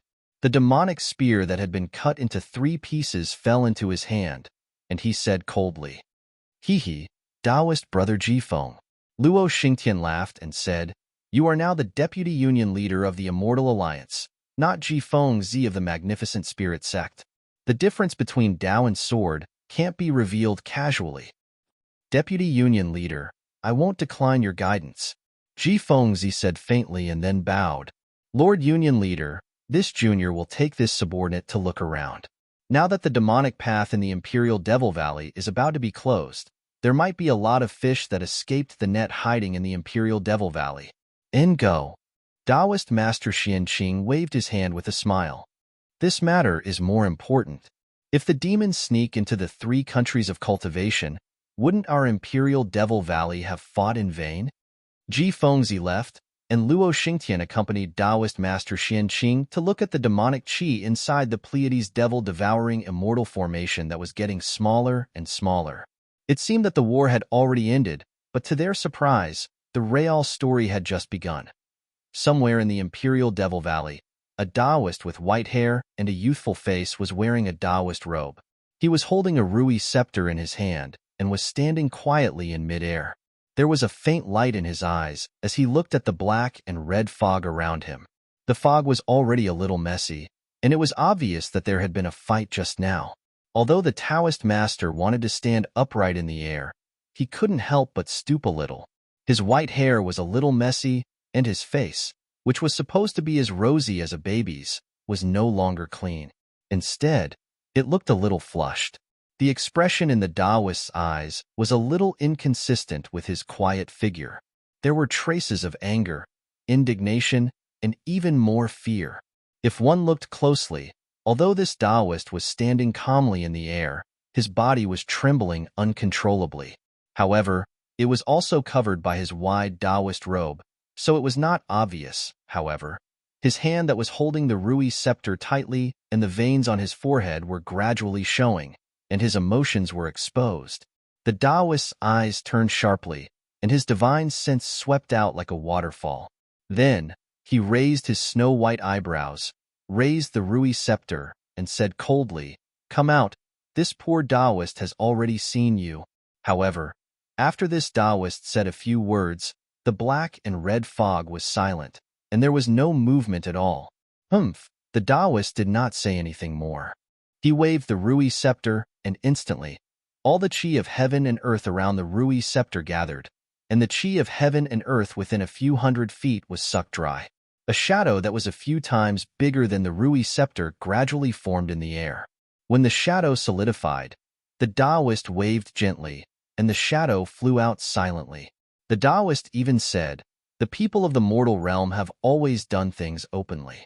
Since you did not come out, don't blame me for being impolite. -11. Chapter 3153. Just as the Taoist finished his sentence, the Rui scepter's phantom plunged into the black-red fog. A huge hole appeared in the fog due to the Rui scepter's phantom. Following that, an earth-shaking rumble sounded from the fog, sweeping away the black-red fog. At the end of the fog was an extremely burly man leaning against a mountain rock. He was 20 feet tall and emitted a pitch-black fog. The fog wrapped around the burly man, and in the black fog, Some scarlet flames were emitted from the burly man's body. They entangled with the black fog, forming an armor similar to the black-red fog. The burly man looked similar to a human, but if one looked carefully, the edges of the burly man's body were formed from slightly retracting black fog. It isolated his true body from the heaven and earth spiritual energies of Demon Resistance Valley. There was also the burly man's face that was as black as charcoal. His scarlet eyes were filled with bloodlust. All of this meant that the burly man was not the person from the human world that the Taoist had mentioned in the sky. Ha ha ha. Cough cough. The burly man laughed loudly. Before he could finish laughing, he coughed and held his chest with his hand. He panted rapidly, as though he had suffered serious internal injuries. As he panted, sparks mixed with wisps of black fog rushed out of his mouth and nose. Upon closer inspection, the burly man's armor had indeed cracked in many places. However, it was obscured by the thick black fog, and at his waist there was a hole the size of a skull. Black blood was flowing out, and there were also sparks in the black blood. Ha ha ha, people from the human world are only as Taoist you. Who are you? Why did you only chase after me? The burly man didn't seem to be hurt by the Rui Scepter's shadow. He jumped out of the black and red fog shakily and flew in the air with his body tilted. He said with a grin, but his words were very unfamiliar. He almost spat out each word awkwardly. The rules of my human world state that we have to report our names in front of 2 armies. How can we be like your fiend world, fighting as soon as we arrive? If you hadn't ambushed I and injured I, how could I have chased after you alone? The Taoist priest seemed to be a little impatient. After saying that, he waved the Rui scepter and shouted, "Both sides are grim fiends. It doesn't matter who I kill. Why bother asking for the reason? I am Reverend Sun Lu of the Changbai sect. Which devil of the devil realm are you?" As the Rui scepter moved, it stirred up countless amounts of heaven and earth origin energy in the air. An inexplicable trajectory appeared in the Taoist's hand as he waved the Rui scepter. The trajectory streaked across the space, tearing it apart. A half-acre Rui scepter phantom appeared once again, but this time, it was even more powerful. It actually stirred up even more heaven and earth origin energy. It was like a kind of spirit tide, surging and surging towards the people of the demon world. Hee, just in time. This venerable is the fiend world's fiend General Chico. It's precisely because I want to experience the methods of your mortal world's experts. As the burly man spoke, the black aura around him surged. His entire body seemed to expand, gradually growing to about 10 feet. Hee. A strange sound came from Chica's mouth. His devil chi stretched out like tentacles, and he waved his hand with difficulty. A pitch-black devil blade flashed in his hand. With a light wave, the blade trembled slightly, and countless tiny spatial cracks appeared. There was also another strange mark on the tip of the devil blade. This Chiku actually wanted to use a devil blade to fight against a half-acre spirit tide. Hiss! Reverend Sun Lu sucked in a breath of cold air. His eyes flashed with a fanatical light, and the flush on his face became even more intense. However, just as the Rui scepter in his hand was about to burst forth with brilliance, he frowned slightly. His body suddenly became illusory. From behind him, a sharp black light flashed, and a crack appeared in the space where he was standing just now. This long crack flashed with a black and white brilliance. It was several feet long, and the brilliance of this crack rapidly closed, gradually disappearing. When Reverend Sun Li's figure flashed again about 10 feet in front of him, a strange hoarse voice sounded, "Hee, you really are a famous expert in the human world. Just now, there was a fool who called herself Nishan who died under my eroding ruler. You actually managed to dodge it?" Taoist Master Sun Lu looked over angrily. Behind where he had been standing, there was another slender figure. The figure's face was blurry, and he couldn't tell if it was a man or a woman. The figure was holding something similar to a tree branch in its hand, and it was saying strange things with a smug look on its face. Although that person's tone was not small, looking at his red clothes-fitting armor, which was also tattered, and traces of dark red devil chi were constantly seeping out. Presumably, his injuries were not light. Io, Something's not right. This neither male nor female demon glanced at his own devil weapon. Suddenly, he pointed at Reverend Sunlu in disbelief and shouted, You were clearly injured by me just now. How could you dodge it? How can your body be tougher than my Devil Realm's devil generals? When Chica looked at Reverend Sunlu again, sure enough, Reverend Sun Li's hand was slightly covering a certain part of his Taoist robe. His body was also slightly trembling, as if he was really injured. Kill! Chica bellowed. Hundreds of strands of devil chi rushed out of his body, sealing off the area to the left of Taoist Master Sun Lu. That devil cultivator shook his shoulder, and red devil fire soared into the sky, transforming into a devil body. Under the branch-like devil weapon, the area to the right of Taoist Master Sun Lu was filled with ferocious flames. Ha ha ha! Even if you all come, what can you do? Reverend Sun Lu raised his head and laughed. Thousands of rays of light rushed out of his body. These rays of light were as small as silk, and they bloomed like bees. These rays of light intertwined together, like pythons winding around Reverend Sun Li's body. At this time, Reverend Sun Li's body also expanded, and a Dharma body of 10 feet in size gradually emerged. Roar! Like a dragon's roar, the rays of light around Reverend Sun Li's body turned into the shape of a dragon and twisted towards the jade scepter in his hand. But at this time, a strange change occurred. Reverend Sun Li's body suddenly trembled, and the surging dragon let out a miserable roar and quickly withdrew into Reverend Sun Li's body. Reverend Sun Li's face changed dramatically, and his fingers trembled, as if he wanted to take something. However, just as his finger moved, before he could touch the storage bag at his waist, his expression suddenly changed drastically. His body, which was dozens of feet tall, flashed rapidly. Clearly, he wanted to turn into a void and fly away. At this moment, a pitch-black spearhead, which was emitting black chi, flashed out from the void behind his back and pierced into his heart with lightning speed. Bang! Reverend Sun Li's body flashed with brilliance. Obviously, his protective chi was unable to block the spearhead.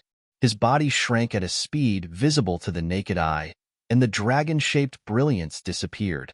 Not only that, but the green brilliance on Reverend Sun Li's Taoist robe also flourished and blocked the spearhead. But the black chi on the spearhead was incomparably agile, like a spirit snake, and when it opened its mouth, it devoured the green brilliance completely. Therefore, the spearhead pierced deeply into Reverend Sun Li's back, as if it was piercing tofu. It pierced through Reverend Sun Lu, and a small part of the spearhead came out from his chest.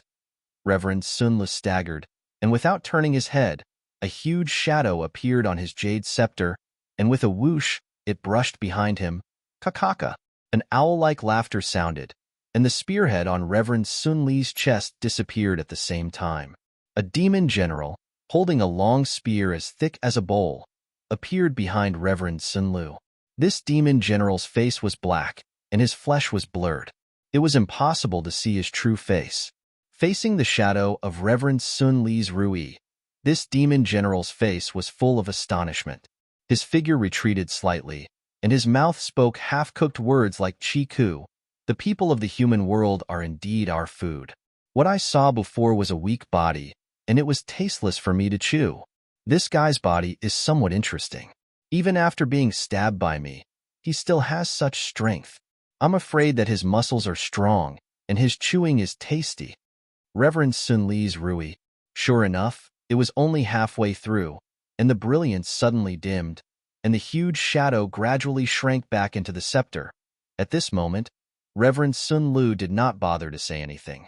He gritted his teeth and narrowed his eyes at the 3 demons who surrounded him in a triangle, and the light of revenge faintly appeared in his eyes. Reverend Sun Lu, how is it? You've killed many disciples of my demon world, and now you know the taste of being killed. I remember that there's a saying in the human world, those who kill will be killed by others. Is it like this? Chica coldly said, holding the demon's saber in his hand. You invaded my human world, killed my people, and ate my people. Killing you will be accumulating merit. Reverend Sun Li's voice was getting weaker, but his spirit was rising. Chiku, Why are you being so long-winded with him? Capture his nascent soul, and we'll share his blood essence. -11. Chapter 3154. Seeing Taoist Master Sun Li's nascent soul suddenly grow, it was as if someone had blown a lot of air into his stomach. This is bad, this guy. How can he self-destruct his nascent soul? Chiku was shocked. There were too few self-destructing nascent souls. Who wouldn't want to escape if they could teleport? Chika cursed and turned to leave. The large man holding the spear also spat and cursed. Bad luck. I didn't say I was going to capture your soul essence.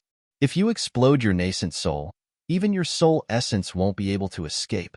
So how can you talk about reincarnation? You're harming others without benefiting yourself. As he spoke, he also wanted to leave.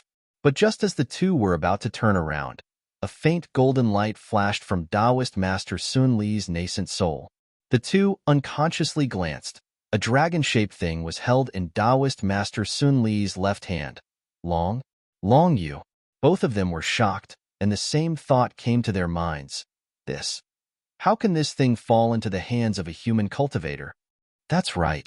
The demon general, who was neither male nor female, yelled. It's the Dragon Jade. If it wasn't for the Dragon Jade's dragon body, how would he have been able to block my attack? Quick! This thing is a gift from the heavens. It's our chance. Hearing this, how could Chiku and the others shrink back? Although the self-destruction of nascent souls was a bit troublesome, it was impossible to take their lives. Chika shouted, Taoist Yuna, I'll let you see my means. As he spoke, Chika's entire body instantly became thinner. A pitch-black flame emerged from his hand, and his body suddenly turned into a cloud of mist. Faster than the wind, he slapped down on Taoist Master Sun Li's nascent soul. The man with the long spear didn't hesitate. He put away the spear in his hand and punched himself in the chest. The bloody face completely rushed out, as if spitting out a mouthful of blood, also sprinkled towards Taoist Master Sun Li's nascent soul. Since Chi-He and Sun Lu could see it, the blood shadow, who was neither male nor female, could see it even more clearly. He was even closer. Although he was extremely regretful of his slip of the tongue, he waved his hand, and the black flames turned into a black net about 10 feet wide. He wanted to imprison Taoist Master Sun Li's nascent soul before it exploded. Poof! He spat out a mouthful of blood essence onto the Rui scepter in Taoist Sun Li's nascent soul's hand. With a loud bang, the Rui scepter shattered into powder. The Yuan Qi that burst out from the powder was like a fuse, igniting Taoist Sun Li's nascent soul. It's too late. Without waiting for Chiku and the other two to think, Taoist Master Sun Li's Yuanying flashed a few times before exploding with a bang. This was the self-destruction of a Yuanying. In an instant, it set off a boundless hurricane within the valley. The already unstable space, at this moment, Walala, the window paper that was already riddled with holes was blown apart by the hurricane. Several huge holes were formed in the air nearby. If it was an ordinary Yuanying self-destruction, the power might not be so great. However, Taoist Master Sun Lu was not an ordinary Yuanying cultivator. He had the Dragon Jade in his hand. Not only was his body tougher than a demon general's, the amount of heaven and earth spirit chi his nascent soul could hold was several times that of an ordinary person. In particular, this nascent soul was as tough as the body. When it exploded, the power was more than 10 times that of an ordinary Yuanying. In addition, the three demon generals had set up a restriction around 10 feet around them. In this small space, the power of Taoist Master Sun Li's nascent soul's self-destruction was too powerful. On the ground behind Taoist Master Sun Li's nascent soul, a hole suddenly appeared and gradually tore open. Just as the hole appeared, a golden light flashed, and the Dragon Jade in Taoist Master Sun Li's hand shot into the gradually expanding oval-shaped hole without anyone noticing. Under the effect of the power of space, the hole gradually shrank, and when it was only about 10 feet away, a naked, skinny man flew out from the hole and floated straight into the distance, then slowly fell down. Chi-He and the other two from the demon realm were greedy and wanted to take the initiative, but if they knew the common sense of the human realm, they would know that they had tried to steal a chicken only to end up losing the rice used to lure it. Just as they saw that the situation was hopeless, they turned around and tried to hide in the void. But the strong energy storm and the swift and violent self-destruction had already caught up with them. They were already seriously injured and were at the end of their rope. The power of Taoist Master Sun Li's self-destruction was more than 10 times that of an ordinary Yuanying. The moment they came into contact with this power, their armor collapsed, revealing their bodies. Just as they tried to resist, it was as if they were hit by an infinite hammer. They only lasted for a moment before they turned into a pool of flesh and blood. When the 3 bodies collapsed, a faint blood shadow flashed out and tried to escape again. But the hole that just formed mercilessly sucked 2 of the blood shadows in. 2 screams came out from the hole, and in the blink of an eye, there was no more sound. The last blood shadow looked at the hole not far away in panic, and quickly flew into the depths of the valley. Just as the blood shadow flew away, the hole that Taoist Master Sun Lu had torn open on the ground slowly closed and disappeared. However, Taoist Master Sun Li's self-destruction was really powerful. In the void, after the hole closed, countless space bubbles expanded and expanded like bubbles. In just a few breaths, puff, puff, puff, several deep piercing sounds could be heard, and several space cracks were pierced through, and rays of light rushed into the void. Whoosh, whoosh, whoosh. From 3 consecutive holes, a small marten rushed out and fell into the mountains. A small black dog appeared in the sky tens of thousands of miles away and also fell down. As for another hole, between 3 towering mountains, a sword embryo fell like a meteor. At the same time, far away in the sky, there was another hole that had been blasted open.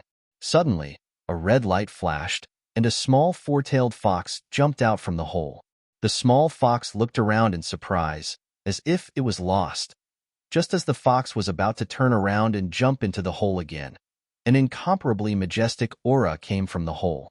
The fox's eyes seemed to be filled with panic, and it didn't dare to jump into the hole again. It looked up and directly flew into the hole that had been created by the self-destruction of the spiritual energy. In the blink of an eye, it disappeared. The majestic aura quickly arrived at the edge of the hole. At this time, the hole had already shrunk to about a foot. A golden light swept out from the hole, and then with a sigh, a small silver-white wolf jumped out from the hole. It sniffed the air with its nose and directly flew into the hole. However, when the silver wolf flew out, the hole was extremely far away from the fox's previous location. Before the hole closed, another hole appeared beside it. Just as this hole appeared, a ray of light came from the other side of the hole, and a beautiful voice came from there. Quick, there's a passage here. Hello? Is there anyone home? Then a childish voice came, and then a delicate little girl stuck her head out of the hole. After looking, she immediately shrank back. Goddess, this place is very strange. Oh, it seems like it's the human world. The little girl shrank back, and another woman flashing with 5-colored light appeared in front of the hole. The woman looked and shouted in ecstasy. Human world? What human world? The little girl called clearly didn't understand. Quick, let's go. The woman called Empress waved her hand, and the same 5-colored radiance enveloped the little girl. The 2 of them rushed into the crack and landed in midair. Let's hurry over while the crack in space hasn't closed yet. Thank you, the merciful Holy Mother. You're really merciful. When I find it, I'll thank you again. A multicolored brilliance flashed across the sky, and the woman disappeared. The crack that had already closed suddenly swelled again for some unknown reason. However, it was only the last time that it swelled, and its position moved a few miles away. At the same time, a human figure in a black cloak flashed out of the space. This human figure only appeared on a corner of the cloak when the crack was squeezed together. This human figure didn't stop at all and squeezed through with all his might. Who? With a soft sound, the crack disappeared. After the last black figure walked out of the crack, the holes in the void finally regained their calmness, gradually closing up one by one. After half a cup of tea's time, just as the last hole was about to close up, a faint shadow flashing with white holy light once again crawled out of the hole. Similarly, it was extremely surprised as it looked left and right. Two winged figures appeared on its back, charging out of the hole diagonally. Just like the previous few groups of unfamiliar guests, it flew out of the hole that was about to close up. Not long after, the yuan qi of heaven and earth at the place where the nascent soul exploded became more and more chaotic, and the space became more and more unstable. Spatial cracks appeared one after another, but the original hole, along with Taoist Sun Lu, Qi He, and the others, had disappeared without a trace. No one knew that so many things had happened in the void in the time it took to finish a cup of tea's worth of tea's time. So many variables had come to this place. How many stories were there behind all these variables? After another incense's time, a dozen rays of light flew over from the distance. When they reached the sky, they stopped, revealing the true faces of these people. Most of them were like Taoist Sun Lu, disheveled, and many of them had injuries on their bodies. At the front was a middle-aged man with a dignified appearance. He was dressed in a white robe, and although there were some bloodstains, they were smooth. The man scanned with his divine sense and frowned. He looked around and whispered, "This should be where the spiritual energy exploded just now. Judging from this aura, it seems to be Taoist Sun Li's Sai." Beside him was a middle-aged Taoist who was dressed in the same robe as Taoist Sun Lu. He sighed and said sadly, reporting to the Swift Wind Alliance leader, "This is the aura of my sect's martial nephew Sun Lu.